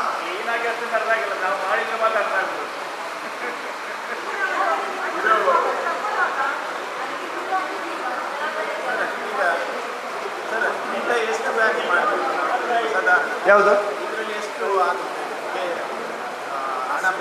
ಅಣಬೆ ಅಂದರೆ ನೋಡಿ, ಅಣಬೆ ನಾವು ಹೇಳಲಿಕ್ಕೆ ಈ ಬ್ಯಾಗಿಂದ 1 kg ಆಗ್ತದೆ ಅಂತ ಹೇಳ್ತೇವೆ ನಾವು. ಇದಕ್ಕೆ ಏನು ಗೊತ್ತಾ, ಬೈಹುಲ್ಲಿದು ಕ್ವಾಲಿಟಿ, ಸ್ಪಾನ್ ಕ್ವಾಲಿಟಿ, ಮತ್ತು ರೂಮಲ್ಲಿ ನಿಮ್ಮ ಟೆಂಪ್ರೇಚರ್ ಮೇಂಟೈನ್ ಎಷ್ಟು ಮಾಡಿದ್ದೀರಿ, ಅದಕ್ಕೆ ನೀವು ಎಷ್ಟು ಹ್ಯುಮಿಡಿಟಿ ಮೇಂಟೈನ್ ಆಗಿದೆ ರೂಮಲ್ಲಿ, ಇದೆಲ್ಲ ಡಿಪೆಂಡ್ಸ್. ಇದು ನಿಮಗೆ ಇವತ್ತು ಮಾಡಿದರೆ ನಾಳೆ ಬರೋದಿಲ್ಲ. ಇದಕ್ಕೆ ನಿಮಗೆ ಅಷ್ಟೇ ಇದು ಬೇಕು, ಎಂತ ತಾಳ್ಮೆ ಬೇಕು, ಕ್ಲೆನ್ಲಿನೆಸ್ ಬೇಕು. ಇದೆಲ್ಲ ಇದ್ದರೆ ಮಾತ್ರ. ಇಲ್ಲ ಇದ್ದರೆ ಮಂಗಳೂರಲ್ಲಿ ನಿಮಗೆ ಎಷ್ಟು ಜನ ಸಿಗ್ತಾಯಿದ್ರು ಇವಾಗ ಅಣಬೆ ಬೆಳೆಯೋರು? ಯಾವುದು? ಈಗ ಇದಕ್ಕೆ ಉಂಟಲ್ಲ quality of spawn, paddy straw ಉಂಟಲ್ಲ, ಎಷ್ಟು ಒಳ್ಳೆದಿದೆ. ಯಾಕೆಂದರೆ ಇವಾಗ ಎಲ್ಲ ಬರೋದು ಮಣ್ಣೆ ಮಿಕ್ಸ್ ಆಗಿ ಬರೋದು. ಈಗ ನಮಗೆಲ್ಲ ತುಂಬ ತೊಂದರೆ ಆಗೋದು ಮಣ್ಣಿಂದ. ಯಾಕೆಂದರೆ ಈ ಮಿಷಿನಿಂದ ರೋಲ್ ಮಾಡೋದಲ್ವಾ, ಅವರು ಆ ಚೈನ್ ಸಿಸ್ಟಮಲ್ಲಿ ಮಿಷಿನ್ ಅದು ತಿರುಗಿಸುವಾಗ ಅದರಲ್ಲಿ ಮುಕ್ಕಾಲು ಮಣ್ಣೆ ಇರ್ತದೆ. ಪ್ಯಾಲೆಟ್ಸಲ್ಲೆಲ್ಲ ಮಾಡ್ತಾರೆ, ಅದು ಸ್ವಲ್ಪ ಕಾಸ್ಟ್ಲಿ ಆಗ್ತದೆ. ಯಾಕೆಂದರೆ ಯಾವುದು ನೋಡಿ, ಅದು ಕಮರ್ಷಿಯಲ್ ಪರ್ಪಸ್ಸಿಗೆ ಆಗೋದಿಲ್ಲ. ನಿಮಗೆ ನೀವು ಏನಾದರೂ ಇನೋವೇಷನ್ ಮಾಡ್ಬೋದು, ಹಾಗೆಲ್ಲ ಸಿಗ್ತದೆ. ಯಾಕೆ ಸಿಗೋದಿಲ್ಲ? ಇಲ್ಲ ಹಾಗೆ ಸಿಗುವುದಿಲ್ಲ. ಇಲ್ಲಂದರೆ ಬೈಯಲು ಸಿಗ್ತದೆ.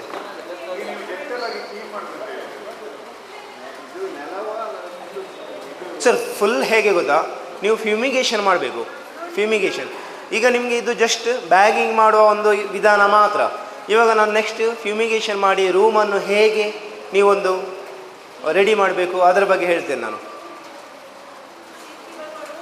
ಇವಾಗ ಬ್ಯಾಗ್ ರೆಡಿ ಆಯಿತು ಅಲ್ವಾ, ಈ ಬ್ಯಾಗನ್ನು ಇಡುವ ಒಂದು ಕೋಣೆ, ಒಂದು ರೂಮ್ ಹೇಗಿರಬೇಕು? ಈಗ ಈ ರೂಮಿಗೆ ಇದನ್ನು ನೀವು ಒಳ್ಳೇದು ಮಾಡಿ ಕ್ಲೀನ್ ಮಾಡಿ, ಇದಕ್ಕೆ ನಾನು ಆವಾಗಲೇ ಹೇಳಿದ್ದೇನೆ ಕಿಟಕಿ ಇರಬೇಕು, ಬಾಗಿಲಂತೂ ಇದ್ದೇ ಇರ್ತದೆ, ಕಿಟಕಿ ಇರ್ತದೆ, ಈ ಗಾಳಿ ಪಾಸ್ ಆಗುವಾಗ ಇರಬೇಕು. ಗಾಳಿ ಉಂಟಲ್ಲ ಚೆನ್ನಾಗಿ ಕ್ರಾಸ್ ವೆಂಟಿಲೇಷನ್ ಏರಿಯೇಷನ್ ಬೇಕು, ಬೆಳಕು ಬೇಕು, ಬೆಳಕಿಗೆ ಅದು ಲೈಟ್ ಹಾಕ್ಬೋದು. ಫ್ಯಾನ್ ಅಂದರೆ ಅಷ್ಟು ಗಾಳಿ ಬೇಡ, ಫ್ಯಾನ್ ಇಡುವಷ್ಟು ಗಾಳಿ ಇದಕ್ಕೆ ಬೇಡ. ಈಗ ನಮಗೆ ಸಾಧಾರಣವಾಗಿ ಒಂದು ರೂಮಲ್ಲಿ ಹೇಗೆ ಉಸಿರಾಡುವಾಗ ಎಷ್ಟು ಗಾಳಿ ಬೇಕು, ಸೇಮ್ ಅಷ್ಟು ಗಾಳಿ ಸಾಕು. ಅದು ಕೂಡ ಉಸಿರಾಡುವ ಇದೆ, ಇದು ಕಾರ್ಬನ್ ಡೈಆಕ್ಸೈಡ್ ಆಮ್ಲಜನಕವನ್ನು ಇದು ಇನ್ಹೇಲ್ ಮಾಡಿ ಕಾರ್ಬನ್ ಡೈಆಕ್ಸೈಡೇ ಬಿಡೋದು ಅದು ಸಹ.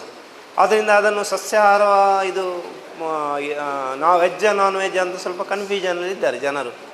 ಹಾಗೆ ಈಗ ಇದನ್ನು ನಾವು ಬ್ಯಾಗ್ ರೆಡಿ ರೂಮನ್ನು ರೆಡಿ ಮಾಡೋದು. ಈಗ ಇದಕ್ಕೆ ಫ್ಯೂಮಿಗೇಷನ್ ಮಾಡಬೇಕು. ಹೇಗೆ ಫ್ಯೂಮಿಗೇಷನ್ ಮಾಡಿ ನಾವು ಗುಡಿಸಿ ಎಲ್ಲ ಕ್ಲೀನ್ ಮಾಡ್ತೇವೆ. ಫ್ಯೂಮಿಗೇಷನ್ ಮಾಡೋದಂದರೆ ಇವಾಗ ಕಿಟಕಿ ಬಾಗಿಲು ಎಲ್ಲ ಮುಚ್ಚಿ, ಇದಕ್ಕೆ ನಾನು ಫಾರ್ಮಲಿನ್ ಮತ್ತು ಬೆವಾಸ್ಟಿನ್ ಅಂತ ಹೇಳಿದ್ದೇನಲ್ಲ, ಸೇಮ್ ಒಂದು 40 ಗ್ರಾಮ್ ಬೆವಾಸ್ಟಿನ್ ಮತ್ತು 200 ml ಫಾರ್ಮಲಿನನ್ನು ತೆಗೆದುಕೊಂಡು ಒಂದು ಚಿಕ್ಕ ರೂಮ್ ಆದರೆ ಒಂದು 10 ಲೀಟರ್ ನೀರು ಸಾಕು. ಚಿಕ್ಕದು ರೂಮ್ ಆದರೆ 10 ಲೀಟರ್ ನೀರು ಸಾಕು. ಇಲ್ಲಿ ಅದೇ ಹೇಳ್ತಾ ಇದ್ದೇನೆ ಮೇಡಮ್, ಕ್ವಾಂಟಿಟಿ 40 ಗ್ರಾಮ್ ಫಾರ್ಮಲಿನ್ ಮತ್ತು 200 ಇಲ್ಲದ್ರೆ 200 ಸಾಕು, 200 ml ಫಾರ್ಮಲಿನ್ ಮಿಕ್ಸ್ ಮಾಡಿ 10 ಲೀಟರ್ ನೀರಿಗೆ 10 ಲೀಟರ್ ನೀರಿಗೆ, ಅದರಂದರೆ ರೂಮ್ ಚಿಕ್ಕದಿದ್ದರೆ ಜಾಸ್ತಿ ಮಾಡಿ ಪ್ರಯೋಜನ ಇಲ್ಲಲ್ಲ, ರೂಮಿನ ಅಳತೆಯ ಮೇಲೆ. ಸಪೋಸ್ ದೊಡ್ಡ ರೂಮ್ ಇದ್ದರೆ 20 ಕೂಡ ಮಾಡ್ಬೋದು, ಕ್ವಾಂಟಿಟಿ ಸ್ವಲ್ಪ ಜಾಸ್ತಿ ಮಾಡಿ ಆಯಿತಾ. ಸ್ಪ್ರೇಯರ್ ಇದ್ದರೆ ಒಳ್ಳೆಯದು, ಯಾಕೆಂದರೆ ನಮಗೆ ಇದನ್ನು ಸ್ಪ್ರೇ ಮಾಡಿ ಜಾಸ್ತಿ ಹೊತ್ತು ಇದರ ಒಳಗಡೆ ನಿಲ್ಲಲಿಕ್ಕೆ ಆಗೋದಿಲ್ಲ, ಉರಿ ಬರ್ತದೆ. 10 ಲೀಟರ್ ಸರ್. ಇವಾಗ ಇಷ್ಟನ್ನು ಮಿಕ್ಸ್ ಮಾಡಿ ಸಪ್ರೇಟ್ ಮಿಕ್ಸ್ ಮಾಡಿ, ಸ್ವಲ್ಪ ಫಾರ್ಮಲಿನ್ ಅದಕ್ಕೆ ಇದು ಮಾಡ್ಬೋದು. ಬೆವಾಸ್ಟಿನನ್ನು ಒಂದು ಸ್ವಲ್ಪ ನೀರನ್ನು ತೆಗೆದುಕೊಂಡು ಅದಕ್ಕೆ ಮಿಕ್ಸ್ ಮಾಡಿ ಆಮೇಲೆ ಹಾಕಿ, ಅದಕ್ಕೆ ಚೆನ್ನಾಗಿ ಮಿಕ್ಸ್ ಆಗಬೇಕು ಅದು. ಹೌದು ಕರೆಕ್ಟ್. ಇವಾಗ ಇದನ್ನು ಹೌದು ಸರ್, ಕಂಪ್ಲೀಟ್ ಮಾಹಿತಿ ಪ್ರೊಜೆಕ್ಟರಿಗೆ ಉಂಟು.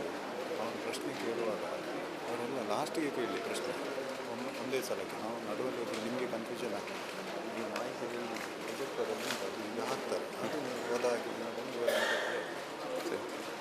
ಇವಾಗ ಇದು ರೂಮನ್ನು ಈ ಸ್ಪ್ರೇ ಮಾಡಬೇಕು ಫುಲ್ ಎಲ್ಲ. ಏನಾದರೂ ಕಿಟಕಿ ಅದು ಇದು ಏನಾದರೂ ಹೋಲ್ಸ್ ಎಲ್ಲ ಇದ್ದರೆ ಮುಚ್ಚಬೇಕು, ಇಲ್ಲದಿದ್ದರೆ ಫ್ಯೂಮಿಗೇಷನ್ ಆಗೋದಿಲ್ಲ. ಇದನ್ನು ಒಳ್ಳೆ ಮಾಡಿ ಸ್ಪ್ರೇ ಮಾಡಿ, ಎಷ್ಟು ಬೇಗ ಸ್ಪ್ರೇ ಮಾಡ್ತೀರಾ ಅಷ್ಟು ಒಳ್ಳೆಯದು. ಇಲ್ಲದಿದ್ದರೆ ನಿಮಗೆ ಸ್ವಲ್ಪ ಉಸಿರಾಡಲಿಕ್ಕೆ ತೊಂದರೆ ಆಗ್ತದೆ ಒಳಗಡೆ, ಯಾಕೆಂದರೆ ಅಷ್ಟು ತುಂಬ ಘಾಟ್ ಇರ್ತದೆ. ಇದನ್ನು ಸ್ಪ್ರೇ ಮಾಡಿದ ಮೇಲೆ 24 ಗಂಟೆ ನೀವು ಹಾಗೇನೆ ಅದರ ಒಳಗಡೆ ಹೋಗಲೇಬಾರ್ದು, ಕ್ಲೋಸ್ ಮಾಡಿ, ಬಾಗಿಲು ಕ್ಲೋಸ್ ಮಾಡಿ ಬಿಡಬೇಕು. 24 hours ಆದ ಮೇಲೆ 24 ಗಂಟೆ ಆದಮೇಲೆ ಎಲ್ಲ ಸ್ಪ್ರೇ ಮಾಡಿ ಎಲ್ಲ. ಆವಾಗ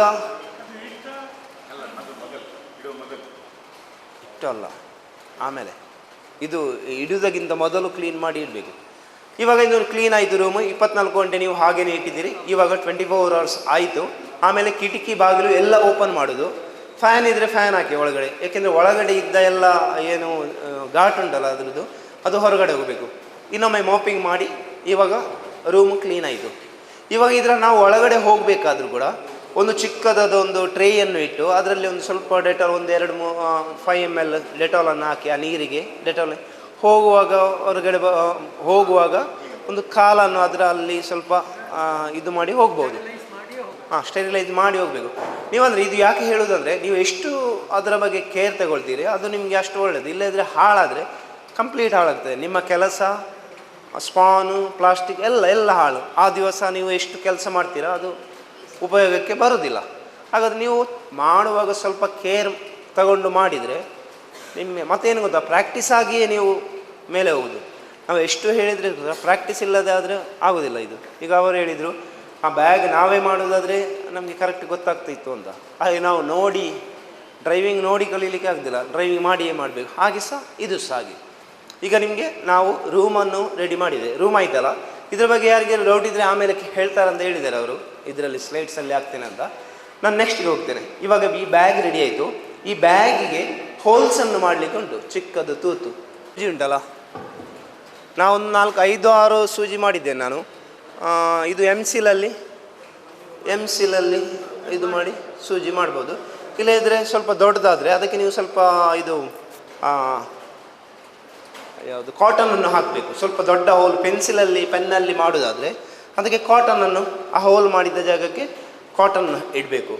ಇನ್ನು ನಾವು ಕಾಟನ್ ಇಡಲಿಕ್ಕೆ ಅಂದರೆ ನಾವು ದಿನಕ್ಕೆ ಒಂದು 25 ಬ್ಯಾಗ್ ಮಾಡೋದ್ರಿಂದ ನಮಗೆ ಕಾಟನ್ ಎಲ್ಲ ಇಡಲಿಕ್ಕೆ ತುಂಬ ಕಷ್ಟ ಆಗ್ತದೆ. ಅದಕ್ಕೆ ನಾವು ಈ ಸಣ್ಣ ಸೂಜಿಯಿಂದ ರಂಧ್ರ ಮಾಡೋದು. ಆಯಿತಾ? ಹೌದೌದು, ಕ್ಲೀನ್ ಮಾಡಬೇಕು. ನೋಡಿ ಇದನ್ನು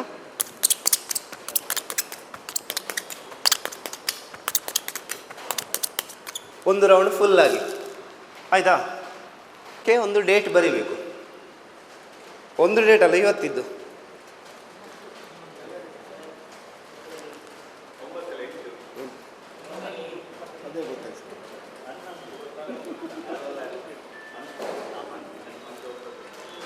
ನಾವಾದರೆ ಒಂದೇ ಡೇಟ್ ಆಗೋದು, 11/11/2026 ಹೀಗೆ ಒಂದು ಡೇಟ್ ಹಾಕಿ. ಹಾಂ ಹೌದು, ಬ್ಯಾಗಿಗೆ ನಮಗೆ ಗೊತ್ತಾಗಬೇಕಲ್ಲ. ಈಗ ಇಷ್ಟು ಇದು ಬ್ಯಾಗಿದ್ದು ಕತೆ, ಇದು ಮುಗೀತು ಈಗ. ಅಲ್ಲ, ಇವಾಗ ನಾವು ಕೋಣೆ ರೆಡಿ ಮಾಡಿದ್ದೇವೆ. ನಮಗೆ ಸ್ವಲ್ಪ ಮಾಡೋದಾದರೆ ಅಷ್ಟೊಂದು ಅಗತ್ಯ ಇಲ್ಲ. ಯಾವುದಾದ್ರೂ ಮನೆಯ ಒಂದು ಬದಿಯಲ್ಲಿ ಫಸ್ಟಿಗೆ ಒಂದು ಸ್ಟಾರ್ಟ್ ಮಾಡೋದಾದರೆ 1 kg ತಗೊಂಡು ಮಾಡೋದಾದರೆ ಇಷ್ಟೆಲ್ಲ ಅಗತ್ಯ ಇಲ್ಲ. ಆದರೆ ಸಹ ಇದು ನಿಮಗೆ ತಿಳುವಳಿಕೆಗೆ ಬೇಕಾಗ್ತದೆ. ಯಾವ ಸರ್? ನಾನು ಹೇಳಿದಾಗೆ ಮಾಡಬೇಕು. ಒಂದು ಟ್ರಯಲಿಗೆ ನೀವು ಹ್ಯಾಂಗ್ ಮಾಡಬೇಕು. ಹ್ಯಾಂಗ್ ಮಾಡೋದು ಹೇಗೆ? ಇದು ನೈಲಾನ್ ಇದು ಸುತ್ತಲಿ ಸಿಗ್ತದಲ್ಲ, ಒಂದು 60-70 ರೂಪಾಯಿಗೆ ಒಂದು ಇಷ್ಟು ಸಿಗ್ತದೆ ದಾರ. ಅದನ್ನು 4 ಭಾಗವನ್ನಾಗಿ ಮಾಡಬೇಕು. ಈಗ ನೀವು ಮೇಲೆಯಿಂದ ಕೆಳಗಡೆ ಉಂಟಲ್ಲ, ಮೇಲೆಯಿಂದ ಕೆಳಗಡೆ 4 ಹಾಗೆಲ್ಲ.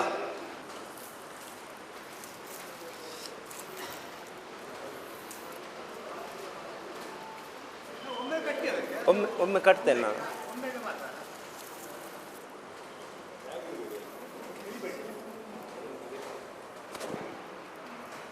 ನೋಡಿ ಹೀಗೆ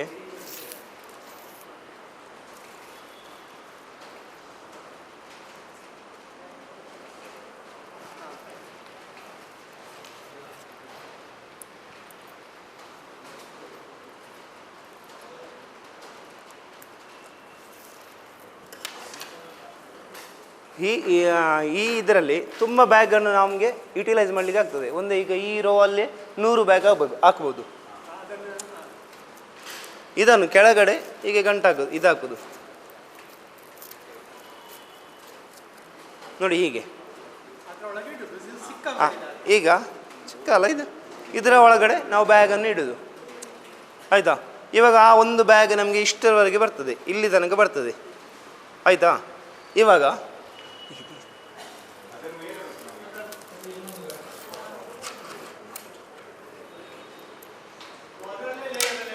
ಲೇಯರ್ ಈಗ ನೋಡಿ, ಇಲ್ಲಿ ಹೀಗೆ ಕಟ್ಟೋದು, ಹೀಗೆ.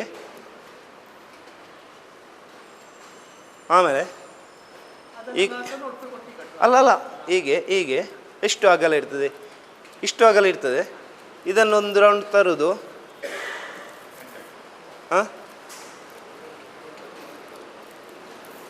ಈಗ ಇನ್ನೊಂದು ಹೀಗೆ, ಅದು ಬ್ಯಾಗ್ ಇಡುವಾಗ ಸರಿ ಆಗ್ತದೆ. ಇನ್ನೊಂದು ಸೇಮ್ ಒಂದೇ ಇದರಲ್ಲಿ, ಒಂದೇ ಲೆಕ್ಕದಲ್ಲಿ, ಚೌಕಾಕಾರದಲ್ಲಿ ಹೀಗೆ.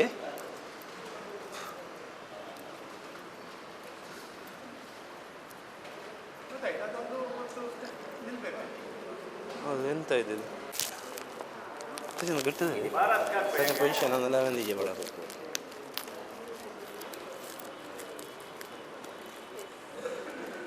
ನೋಡಿ ಹೀಗೆ ಇಷ್ಟು ಜಾಗ ಬಿಟ್ಟು ಇನ್ನೊಂದು ಬ್ಯಾಗ್ ನಿಮಗೆ ಒಂದು ಇದರಲ್ಲಿ ಎಷ್ಟು ನೇತಾಡಲಿಕ್ಕೆ ಆಗ್ತದೆ ಅಷ್ಟು. ಸರ್ ನೀವು ಕೇಳಿದ್ರಿ ಇದಕ್ಕೆ ಹೀಗೆ ಒಟ್ಟಿಗೆ ತಗೊಂಬಂದು ಗಂಟು ಹಾಕ್ಬೋದು ಅಂತ. ಇದಕ್ಕೆ ಎಂತ ಸಹ ಆಗೋದಿಲ್ಲ. ಈ ಮೇಲೆ ಹೋಗುವಾಗ ಇದು ಉಂಟಲ್ವಾ, ಹೀಗೆ ಜಾಸ್ತಿ ಪ್ರೆಸ್ ಆಗಿ ಇದರದ್ದು ಈ ಬ್ಯಾಗಿದ್ದು ಶೆಲ್ಫ್ ಲೈಫ್ ತುಂಬ ಕಮ್ಮಿ ಆಗ್ತದೆ. ಪ್ರೆಸ್ ಆಗಬಾರ್ದು. ಇದಾದರೆ ನಿಮಗೆ ಅರ್ಥ ಆಯ್ತಲ್ಲ. ಈಗ ಈ ರೂಮು ರೂಮಲ್ಲಿ ನೀವು ಬ್ಯಾಗನ್ನು ನೇತಾಡಿಸಿದ್ರಿ.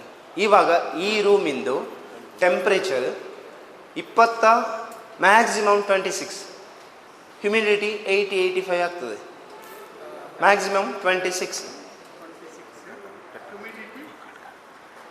80ಇಂದ ಮೇಲೆ.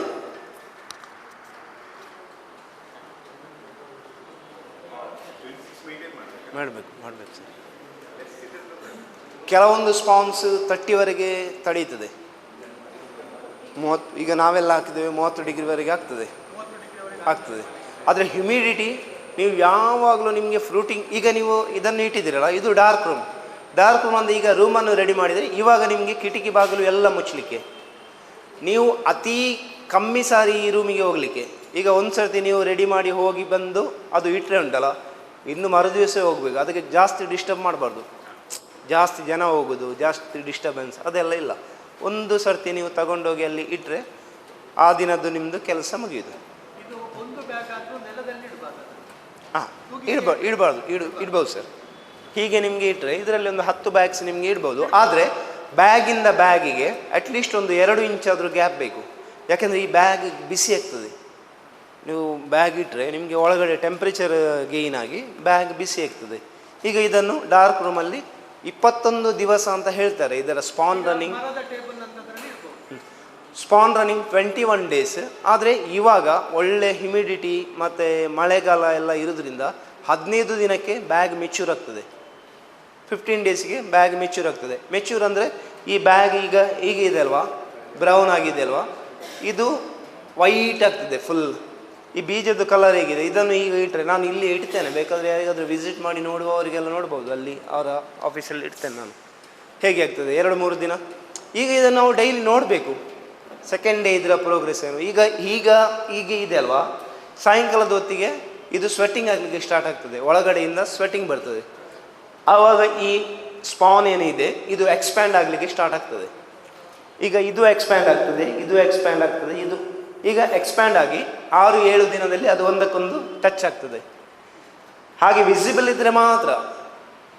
ಈಗ ನಾವು ಫಸ್ಟ್ ಹಾಕುವಾಗ ಏನಾಗ್ತದೆ, ಫಸ್ಟ್ ಆಗಿ ಪ್ರಾಬ್ಲಮ್ ಏನಂದರೆ, ಸ್ಪಾನಿಗೆ ಹಾಕುವಾಗ ಇದನ್ನು ಒಳಗಡೆ ಹೋಗ್ತದೆ, ಪ್ರೆಸ್ ಮಾಡುವಾಗ ಅದು ಒಳಗಡೆ ಹೋಗ್ತದೆ, ಅದು ಕಾಣೋದಿಲ್ಲ. ಹಾಗೆ ಅದು ಬ್ಯಾಗ್ ರನ್ನಿಂಗ್ ಸ್ವಲ್ಪ ಸ್ಲೋ ಆಗ್ತದೆ. ಹೀಗೆ ಆದರೆ ಉಂಟಲ್ಲ, ಇದು ನಿಮಗೆ ನಾಳೆ ಒಳ್ಳೆಯದು ಸ್ಪಾನ್ ಹೇಗೆ ನಿಮಗೆ ಎಕ್ಸ್ಪ್ಯಾಂಡ್ ಆಗ್ತದೆ ಅದು ಗೊತ್ತಾಗ್ತದೆ ನಾಳೆ. ಇವಾಗ ಇದನ್ನು 15 ದಿನಕ್ಕೆ ಬ್ಯಾಗ್ ರೆಡಿ ಆಗ್ತದೆ. ಇವಾಗ ಒಂದು ಬ್ಲೇಡನ್ನು ತಗೊಂಡು ಈಗ ನೀವು ಹೀಗೆ ಹ್ಯಾಂಗ್ ಮಾಡಿದ್ರಲ್ಲ, ಒಂದು ವೇಳೆ ಹ್ಯಾಂಗ್ ಮಾಡೋದಾದರೆ, ಇಲ್ಲದಿದ್ದರೆ ಟೇಬಲ್ ಮೇಲೆ ಇಡೋದಾದರೆ ಹೀಗೆ ಸಾಕ್ತದೆ ಒಂದು ಲೈನಲ್ಲಿ. ಇವಾಗ ಇಲ್ಲಿಂದ ಇದಕ್ಕೆ 1 ಇಂಚು ಹೀಗೆ, 1 ಇಂಚು ಹೀಗೆ ಚೌಕಾಕಾರದಲ್ಲಿ ಒಂದು ಕಟ್ ಹಾಕಬೇಕು. ಒಂದು 17 ದಿನದ ಮೇಲೆ. ಅದು ಅಂದರೆ ಮೆಚ್ಯೂರಿಟಿ ನನಗೆ ಹೇಳಲಿಕ್ಕೆ ಬರುವುದಿಲ್ಲ ಇವಾಗ, ಯಾಕೆಂದರೆ ಇವಾಗ 15 ದಿನಕ್ಕೆ ಸಾಗ್ಬೋದು. 21 ದಿನಕ್ಕೆ ಇದ್ರೆ ಒಳ್ಳೆ ವಾತಾವರಣ ಇದ್ದರೆ ನಿಮಗೆ, ನಾವೀಗ ಹೋಲ್ಸ್ ಮಾಡಿದ್ದೇವಲ್ವ ಇದರಿಂದ ಪಿನ್ನಿಂದ, ಅದರಲ್ಲೇ ಬರ್ತದೆ. ಕೆಲವೊಂದು ಸರ್ತಿ ಈಗ ಒಳ್ಳೆ ಹ್ಯುಮಿಡಿಟಿ ಟೆಂಪ್ರೇಚರ್ ಎಲ್ಲ ಇದ್ದರೆ, ನಾನು ಇದರಲ್ಲಿ ಹೋಲ್ಸ್ ಮಾಡಿದ್ದೇನಲ್ಲ, ಅದರಲ್ಲೇ ಬರ್ತದೆ. 2 ಮಾಡಿದರೆ ಸಾಕು. ಮತ್ತೊಂದು ಪ್ರಶ್ನೆ ಇದೆ, ಯಾಕೆ 2 ಅಂತ. ನಾವು ಜಾಸ್ತಿ ಹೋಲ್ ಮಾಡಿದರೆ ಬರೋದಿಲ್ಲ ಅಂತ ಇದೆ. ಇದು 2 ಪೆಟಲ್ಸ್ 3 ಪೆಟಲ್ಸ್ ಅಷ್ಟೇ ಬರೋದು. ಈಗ 2 ಮಾಡಿದರೆ ಬಂಚ್ ಬರ್ತದೆ, ಫುಲ್ ಏನು ಇದಿದೆ, ಆದರೆ 2 ಇದರಿಂದ ಹೊರಗಡೆ ಬಂದು ಬಂಚ್ ಬರ್ತದೆ. ಅಪೋಸಿಟ್ಸ್ ಕೂಡ ಮಾಡ್ಬೋದು, ಮುಂದೆಗಡೆ ಸಹ ಮಾಡ್ಬೋದು. ಹೀಗೆ 1 ಇಂಚ್ 1 ಬೈ 1 ಬರ್ತದೆ. ಕೆಲವೊಂದು ಸರ್ತಿ ನಾವು ಮಾಡದೆ ಹೋದರೆ, ಒಂದು ವೇಳೆ ಮೆಚ್ಯೂರ್ ಆದರೆ, ಬ್ಯಾಗ್ ಮೆಚ್ಯೂರ್ ಆದರೆ, ನಾನು ಹೇಳಿದೆಲ್ಲ ಇವಾಗದ್ದು ಟೆಂಪ್ರೇಚರ್ ಒಳ್ಳೆದಿದೆ ಮಳೆಗಾಲ ಆದ್ದರಿಂದ ನಿಮಗೆ ಹೋಲ್ ಮಾಡಬೇಕಂತ ಇಲ್ಲ. ಕೆಲವೊಂದು ಸರ್ತಿ ಬರ್ತದೆ. ನಾನು ಈಗ ಒಂದು 25 ಹೋಲ್ ಜಾಸ್ತಿ ಮಾಡಿದ್ದೇನೆ. ಈ 25 ಹೋಲ್ನಿಂದ ಕೂಡ ಬರ್ತದೆ. ಆದರೆ ಬರೋದೆಷ್ಟು, 1 ಪೆಟಲ್ 2 ಪೆಟಲ್ ಹಾಗೆ ತುಂಬ ಆದರೆ. ಇದರಲ್ಲಿಗೆ ಫಸ್ಟ್ ಫ್ಲಶ್ಗೆ 500 ಗ್ರಾಮ್ ಬರ್ತದೆ, ಅರ್ಧ kg ಬರ್ತದೆ. ಸೆಕೆಂಡಿಗೆ ಮತ್ತೆ 300 ಗ್ರಾಮ್ ಹಾಗೆ. ಈಗ ಒಂದು ಬ್ಯಾಗಿಂದ ಈ ಒಂದು ಬ್ಯಾಗ್, ನಾನು ಹೇಳಲಿಕ್ಕೆ ಮರೆತೆ, ಇವಾಗ ನಿಮಗೆ ಈ ಹೋಲ್ಸ್ ತೆಗೆದಾಯ್ತಲ್ಲ, ಇವಾಗ ನೀವು ನೀರನ್ನು ಸ್ಪ್ರೇ ಮಾಡಲಿಕ್ಕೆ ಸ್ಟಾರ್ಟ್ ಮಾಡಬೇಕು. ಇಷ್ಟರವರೆಗೆ ನೀರು ಸ್ಪ್ರೇ ಮಾಡಲಿಕ್ಕೆ ಏನಿಲ್ಲ, ಜಸ್ಟ್ ನೀವು ನೋಡ್ಕೊಂಡು ಹೋಗೋದು, ಏನಾದರೂ ಇದಕ್ಕೆ ಪ್ಯಾಚಸ್ ಬಂದಿದೆಯಾ. ಒಂದು ವೇಳೆ ತುಂಬ ಬ್ಯಾಗ್ ಇದ್ದರೆ ಆ ಬ್ಯಾಗ್ ಹಾಳಾಗಿ ಹೋಗುವಾಗ ಒಂದು ಬ್ಯಾಗ್ ಹಾಳಾದರೆ ಆ ಒಂದು ಬ್ಯಾಗನ್ನು ತೆಗೆದು ಬಿಸಾಡಬೇಕು. ಅದೇ 21 ಡೇಸ್ ಮೇಲೆ ನೀವು ಹೋಲ್ ಯಾವಾಗ ಮಾಡ್ತೀರಿ ಅದರ ಮೇಲೆ ನೀವು ಸ್ಪ್ರೇ ಮಾಡಲಿಕ್ಕೆ ಸ್ಟಾರ್ಟ್ ಮಾಡಬೇಕು. ಅಷ್ಟರವರೆಗೆ ನೀವು ಸ್ಪ್ರೇ ಮಾಡೋದು ಅದು ಇದು ಏನಿಲ್ಲ. ಅಲ್ಲ ನೀರು ಸರ್, ಎಮ್ ಎಲ್ ಏನಿಲ್ಲ. ಹಾಂ, ನೀರು ಸ್ಪ್ರೇ ಮಾಡಿದರೆ ಅದು ಹೇಳ್ತೇನೆ. ಅದು ಹೇಗೆ ಗೊತ್ತಿಲ್ಲ, ಇವಾಗ ನೀವು 17 ದಿನದಿಂದ 21 ದಿನ ನೋಡಬೇಕು. ಬ್ಯಾಗ್ ಮೆಚುರಿಟಿ ಆದಮೇಲೆ ಕಿಟಕಿ ಬಾಗಿಲೆಲ್ಲ ಓಪನ್ ಮಾಡಬೇಕು, ಫುಲ್ ಓಪನ್ ಮಾಡಿ. ನಿಮಗೆ ಇವಾಗ ಗಾಳಿ ಬೇಕು, ಫ್ಯಾನ್ ಗಾಳಿ ಅಲ್ಲ, ಫ್ಯಾನ್ ಇದ್ದಲ್ಲ. ಹಾಂ, ಕಿಟಕಿ ಎಲ್ಲ ಓಪನ್ ಇಡಬೇಕು.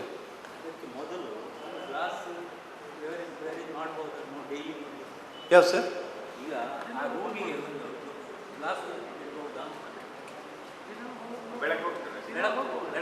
ಬೆಳಕು ಬೇಡ ಅಲ್ಲ, ಹೋಗಿ ಬರ್ಬೋದು, ಹಾಗೇನಿಲ್ಲ. ಆದರೆ ಕಮ್ಮಿ, ಎಷ್ಟು ಕಮ್ಮಿ ಆಗ್ತದೆ ಅಷ್ಟು ಕಮ್ಮಿ ಸರಿ ಹೋಗಿ ಬರ್ಬೋದು. ತುಂಬ ಸರ್ತಿ ಹೋಗೋದು ನೋಡೋದು.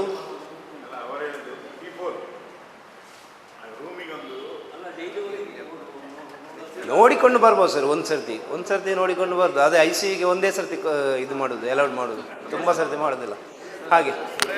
ಹಾಂ, ಇವಾಗ ನೀವು ಕೇಳಿ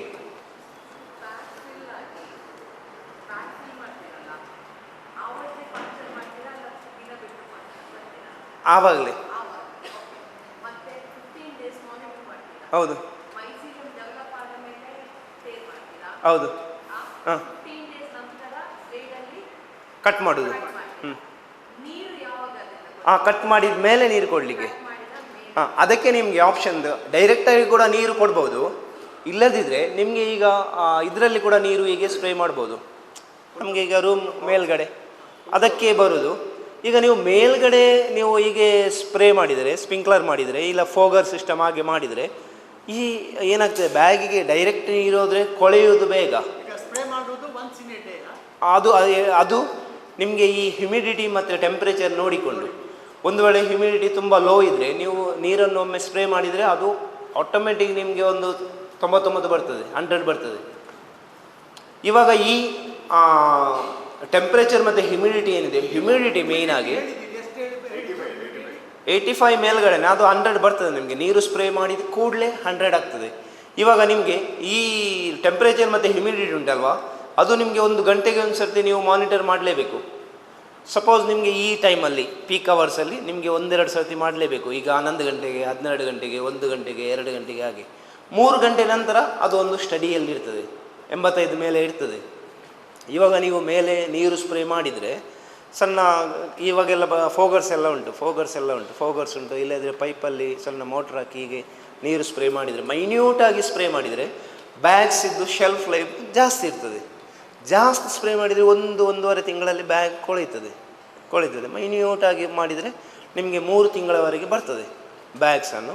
ಈಗ ಫಸ್ಟ್ ಫ್ಲಶ್ ನಿಮಗೆ 500 ಗ್ರಾಮ್ಸ್ ಬಂದರೆ, ಸೆಕೆಂಡ್ 300 ಗ್ರಾಮ್ಸ್, ಫೋರ್ತು ಹಾಗೆ ತುಂಬ ಬರ್ತದೆ. ಅಂದರೆ 1 kg 1.5 kg ಬರ್ತದೆ. ಬ್ಯಾಗ್ ಇಡಲಿಕ್ಕೆ ಸ್ಥಳ ಬೇಕು. ಬ್ಯಾಗ್ ಕೊಳೆಯದೆ ಹೋದರೆ ನಿಮಗೆ ಅಷ್ಟು ಇಡ್ಬೋದು. ಅಂದರೆ ಅದೇ ನಮಗೆ ಈಗ ಸ್ಥಳಾವಕಾಶ ಇದ್ದರೆ ಬ್ಯಾಗ್ ಕೊಳೆಯುವವರೆಗೆ 3, 4, 5, 6 ಸರ್ತಿ ಕೂಡ ಬರ್ತದೆ. ಕ್ರಮೇಣ ಕಮ್ಮಿ ಆಗ್ತದೆ, 1 ಪೆಟಲ್ 2 ಪೆಟಲ್ ಎಲ್ಲ ಬರ್ತದೆ. ಆವಾಗ ನಮಗೆ ಕಮರ್ಷಿಯಲ್ ಮಾಡುವಾಗೆಂತ ಈ ಬ್ಯಾಗನ್ನು 1 ಪೆಟಲ್ ಬರುವ ಬ್ಯಾಗನ್ನು ಇಟ್ಟು ಪ್ರಯೋಜನಕ್ಕೆ ಇರೋದಿಲ್ಲ. ಯಾಕೆಂದ್ರೆ ನಮಗೆ 500 ಆಗುವಾಗ ನಾವು 5 ಗ್ರಾಮ್ಸ್ ಇದ್ದು ಬ್ಯಾಗ್ ಇಟ್ಟು ಪ್ರಯೋಜನ ಇಲ್ಲ. ಆದ್ದರಿಂದ ಇವಾಗ ನಿಮಗೆ ಸ್ಟಾರ್ಟಿಂಗಲ್ಲಿ ನೀವು ಇದನ್ನೆಲ್ಲ ಮಾಡ್ಬೋದು. ಈಗ ರೂಮದ್ದು ಟೆಂಪ್ರೇಚರ್ ಮತ್ತು ಇದು ಹ್ಯುಮಿಡಿಟಿ ಮೇಯ್ನ್. ಈಗ ಟೆಂಪ್ರೇಚರ್ ಕೆಲವೊಂದು ಸರ್ತಿ ಇರುವುದಿಲ್ಲ, ಏನು ಮಾಡೋದು? ಸಪೋಸ್ ಅವರು ಯಾರು ಕೇಳಿದ್ರು ಅವಾಗ, ಶೀಟ್ ಇಡ್ಬೋದು. ಶೀಟ್ ಅಂದರೆ ಒಳಗಡೆ ಬಿಸಿ ಆಗ್ತದೆ. ಮೇಲೆ ಏನಾದರೂ ಶೇಡ್ ನೆಟ್ ಹಾಕಿ, ಶೇಡ್ ನೆಟ್ ಅಂದರೆ ಒಂದು ರೂಫ್ ಇದ್ದು ಒಂದು 2 ಫೀಟ್ 3 ಫೀಟ್ ಆದರೆ ಮೇಲೆ ಶೇಡ್ ನೆಟ್ ಹಾಕಬೇಕು. 90% ಶೇಡ್ ನೆಟ್ ಉಂಟಲ್ಲ, ಅದು ಕೆಳಗಡೆ ನಿಮಗೆ ಗಾಳಿ ಆಡಬೇಕು. ಅದರ ಕೆಳಗಡೆ ಗಾಳಿ ಆಡಬೇಕು. ಆವಾಗ ಸ್ವಲ್ಪ ಟೆಂಪ್ರೇಚರ್ ಕಮ್ಮಿ ಆಗ್ತದೆ. ನೀರು ಎಲ್ಲ ಸ್ಪ್ರೇ ಮಾಡಿದರೆ 2-3 ಡಿಗ್ರಿ ಕಮ್ಮಿ ಆಗ್ತದೆ. ಅಂದರೆ ನಿಮಗೆ ಮಂಗಳೂರಲ್ಲಿ ಒಂದು 27-28 ಮೇಂಟೈನ್ ಮಾಡ್ಬೋದು. ಯಾವಾಗಲೂ ಸಹ ಮೇಂಟೈನ್ ಮಾಡ್ಬೋದು. ಗಾಳಿ ಬೇಕು, ಬೆಳಕು ಬೇಕು, ಉಷ್ಣಾಂಶ ಬೇಕು, ತೇವಾಂಶ ಬೇಕು. ಗಾಳಿ, ಬೆಳಕು, ಉಷ್ಣಾಂಶ, ತೇವಾಂಶ ಇಷ್ಟು ಬೇಕೇ ಬೇಕು. ಎಷ್ಟು ಬೇಕು? 26 ಡಿಗ್ರಿ, 26, 80 ಮಿನಿಮಮ್. 80ಗಿಂತ ನೀರು ಸ್ಪ್ರೇ ಮಾಡಿದರೆ 100 ಆಗ್ತದೆ. ಅದು ಉಷ್ಣಾಂಶ ಕೂಡ ಮೇಂಟೈನ್ ಆಗ್ತದೆ, ತೇವಾಂಶ ಕೂಡ ಮೇಂಟೈನ್ ಆಗ್ತದೆ. ಆಮೇಲೆ ನಿಮಗೆ ಹಾರ್ವೆಸ್ಟ್ಗಿಂತ ಒಂದು ಸಪೋಸ್ ನಾವು ಬೆಳಿಗ್ಗೆ ಹಾರ್ವೆಸ್ಟ್ ಮಾಡೋದು, ಸಾಯಂಕಾಲದಿಂದ ನೀರು ಕೊಡೋದು ನಿಲ್ಲಿಸ್ತೇವೆ, ನೀರು ಕೊಡೋದಿಲ್ಲ. ಈಗ ನಿಮಗೆ 12 ಅವರ್ಸ್ ಇದರಲ್ಲಿ ಈ ಪೆಟಲ್ಸಲ್ಲಿ ನೀರು ಇರೋದಿಲ್ಲ. ಬೆಳಿಗ್ಗೆ ಬಂದು ಬೆಳಿಗ್ಗೆ ಸಪೋಸ್ ನಮಗೆ ಮಾರ್ಕೆಟಿಗೆ ಆಗಲಿಕ್ಕೆ ಅಂದರೆ ಬೆಳಿಗ್ಗೆ ಇದನ್ನು ಎಳೆದು ತೆಗೆಯುವುದಲ್ಲ, ಹಾಗೆ ಕ್ಲಾಕ್ ವೈಸ್ ಇಲ್ಲದ್ರೆ ಆ್ಯಂಟಿ ಕ್ಲಾಕ್ ವೈಸ್ ಹೀಗೆ ತಿರುಗಿಸುವಾಗ ಅದು ಬರ್ತದೆ. ಇಲ್ಲೇ ಇದ್ದರೆ ಅದು ಬಂದಮೇಲೆ ಈ ಪಿನ್ನಟ್ಸ್ ಬರ್ತದಲ್ಲ, ಬಂದಮೇಲೆ 4th ಡೇಯಲ್ಲಿ ಇದು ಆಗ್ತದೆ, 4 ದಿನ. ನಿಮಗೆ ಈ ಪೆಟಲ್ಸ್ ನೋಡಿ, ಈಗ ಮ್ಯಾಚೂರ್ ಆದ ಮೇಲೆ ಇದರಲ್ಲಿ ಫಸ್ಟ್ ಹಾರ್ವೆಸ್ಟಿಗೆ ಎಷ್ಟು ದಿನ ಬೇಕಾಗ್ತದೆ? Average 4 days. ಅದು ನೋಡುವಾಗ ನಿಮಗೆ ಗೊತ್ತಾಗ್ತದೆ. ಈ ಪೆಟಲ್ಸ್ ಉಂಟಲ್ಲ, ಮೇಲ್ಗಡೆ ಹೀಗೆ ಬಂದರೆ ಅದು ಓವರ್ ಮೆಚ್ಯೂರ್ ಅಂತ. ನೋಡುವಾಗ ನಿಮಗೆ ಗುಲಾಬಿ ಹೂ, ಈಗ ನಿಮಗೆ ಗುಲಾಬಿ ಹೇಗೆ ನೀವು ಕಂಡು ಹಿಡಿದ್ದೀರಿ ಅಲ್ವಾ? ತುಂಬ ಅರಳಿದರೆ ಅದರ ಶೇಪ್ ಹೋಗ್ತದೆ. ಅದು ಅದಾ ಇದ್ದರೆ ನೋಡಲಿಕ್ಕೆ ಸಹ ಚೆನ್ನಾಗಿರ್ತದೆ. ಆ ಟೈಪಲ್ಲಿ ಇದು ಜಾಸ್ತಿ ಇದು ಮಾಡ್ಬೋದು. ಎಂತ ಗೊತ್ತಿಲ್ಲ, ಇದೆಲ್ಲ ನಿಮಗೆ ಪ್ರಾಕ್ಟೀಸ್ ಮಾಡುವಾಗ ಗೊತ್ತಾಗ್ತದೆ. ಎಷ್ಟು ತೆಗಿಬೋದು, ಎಷ್ಟು ದಿನ ಇಡ್ಬೋದು, ಇದೆಲ್ಲ ಬೈ ಪ್ರಾಕ್ಟೀಸ್. ನಾವು ಎಷ್ಟು ಹೇಳಿದರೆ ಸಹ ನಿಮಗೆ ಅದು ಗೊತ್ತಾಗೋದಿಲ್ಲ ಲಾಸ್ಟಿಗೆ. ಹೌದು.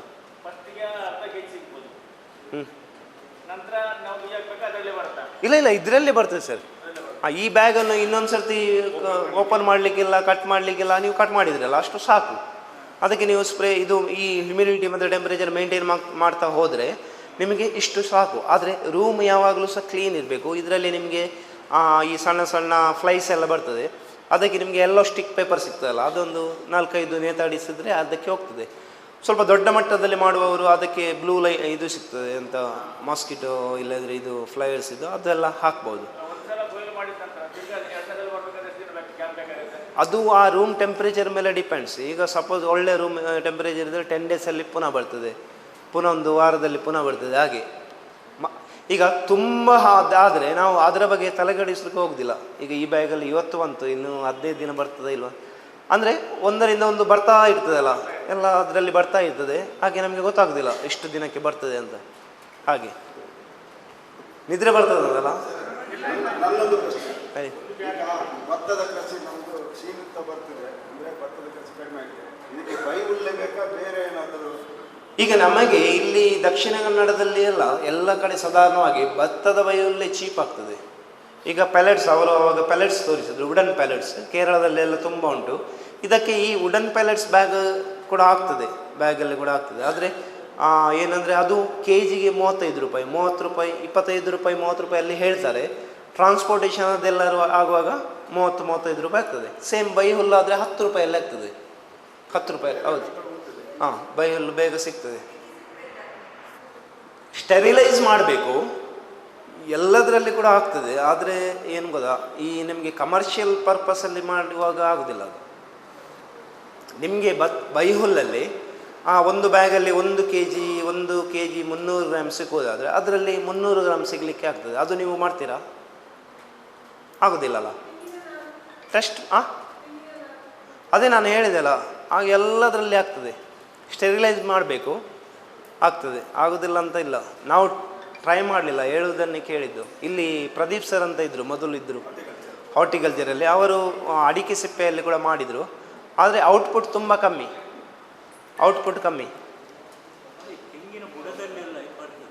ಹೇಳಿ ಸರ್.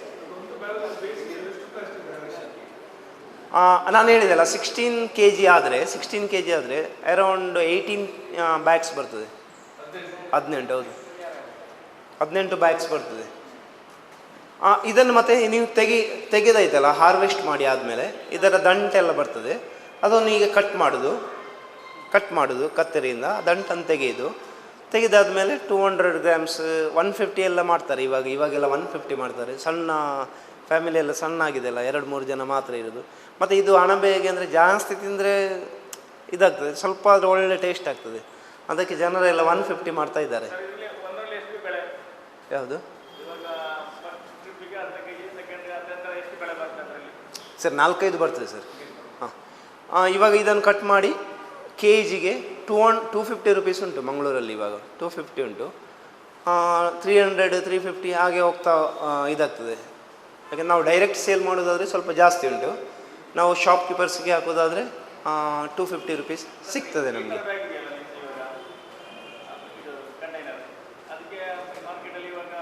$70 ರುಪೀಸ್ ಉಂಟು. ಇದು ನಾವು ಆರ್ಗ್ಯಾನಿಕ್ ಆಗಿ ಮಾಡೋದು. ಆರ್ಗ್ಯಾನಿಕ್ ಅಂದರೆ ಬೇಯಿಸಿ ಮಾಡೋದು. ಹಾಂ, ನಾವು ಇದನ್ನು ಶಾಪ್ನವರಿಗೆ 50 ರುಪೀಸಿಗೆ ಕೊಡ್ತೇವೆ. ಅವರು ರೇಟ್ ನೋಡಿ, ಇದು 200 ಗ್ರಾಮ್. ಇದು ನಾವು ಲೆಕ್ಕ ಮಾಡಲಿಲ್ಲ, ಮನೆಯಿಂದ ಬರುವಾಗ ತೋರಿಸಲಿಕ್ಕೆ ಬಿಸಿಯಲ್ಲಿ ತಗೊಂಬಂದದ್ದು. ಇಲ್ಲ 200 ಗ್ರಾಮ್. ಹಾಂ, ಇದರ ಶೆಲ್ಫ್ ಲೈಫು 3 ಡೇಸ್, 3 ದಿನ ಫ್ರಿಜ್ಜಲ್ಲಿ, 3 ದಿನ ಇದರದ್ದು ಶೆಲ್ಫ್ ಲೈಫ್. ಹೌದು, ಹೊರಗಡೆ ಇದ್ದರೆ ನೋಡಿ, ಈ ರ್ಯಾಪರ್ ಎಲ್ಲ ಹಾಕಿದರೆ ಇದು ಬ್ರೀದೇಬಲ್ ರ್ಯಾಪರ್ಸ್, ಕಾಸ್ಟ್ಲಿ ಆಗ್ತದೆ. 2 ದಿನ ಹೊರಗಡೆ ಇಟ್ಟರೆ ಸಹ ಎಂತ ಸಾಗುದಿಲ್ಲ. ಹಾಂ, ಬ್ರೀದೇಬಲ್ ಆಗಬೇಕು. ನಾರ್ಮಲ್ ಆದರೆ ಸಾಯಂಕಾಲದ ಹೊತ್ತಿಗೆ ಅದು ಸ್ವೆಟ್ಟಿಂಗ್ ಆಗಿ ಹಾಳಾಗ್ತದೆ. ಬೇರೆ ಏನಾದರೂ ಕ್ವಶನ್ ಇದ್ರೆ ಕೇಳಿ. ನಮ್ಮಲ್ಲಿ ಅಣಬೆ ಕೃಷಿ ಮಾಡೋ ಕೈಗಾರಿಕೆ ಫ್ಯಾಕ್ಟ್ರಿ ಉಂಟಾ ಸರ್? ಇಲ್ಲಿ ಇಲ್ಲ ಸದಾ ಇಲ್ಲ. ಅದು ಬಟನ್ ಮಷೀನ್.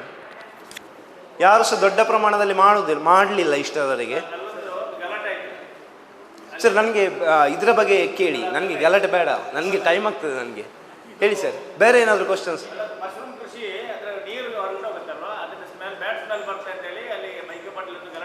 ಸರ್, ಇದು ನಾವು ಇವಾಗ ಇಲ್ಲಿ ಹೇಳಲಿಕ್ಕೆ ಬಂದದ್ದು ಮನೆಯಲ್ಲಿ ನಾವು ಹೇಗೆ ಮಾಡ್ಬೋದು ಸಣ್ಣ ಪ್ರಮಾಣದಲ್ಲಿ.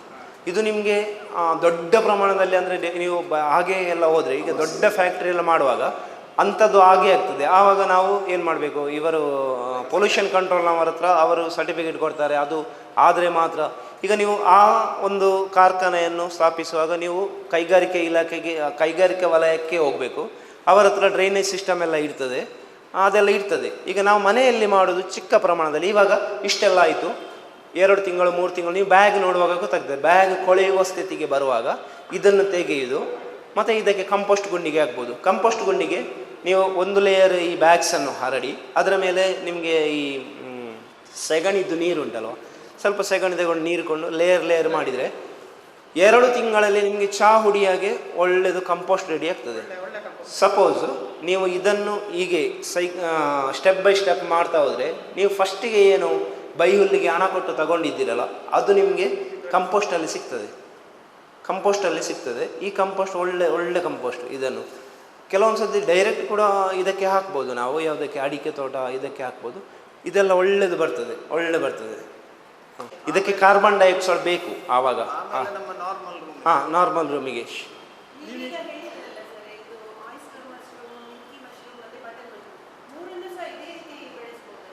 ಇಲ್ಲ, ಅದು ಬಟನ್ ಮಶ್ರೂಮಿಗೆ ಕಾಂಪೋಸ್ಟ್ ಫಸ್ಟಿಗೆ ರೆಡಿ ಮಾಡಬೇಕು.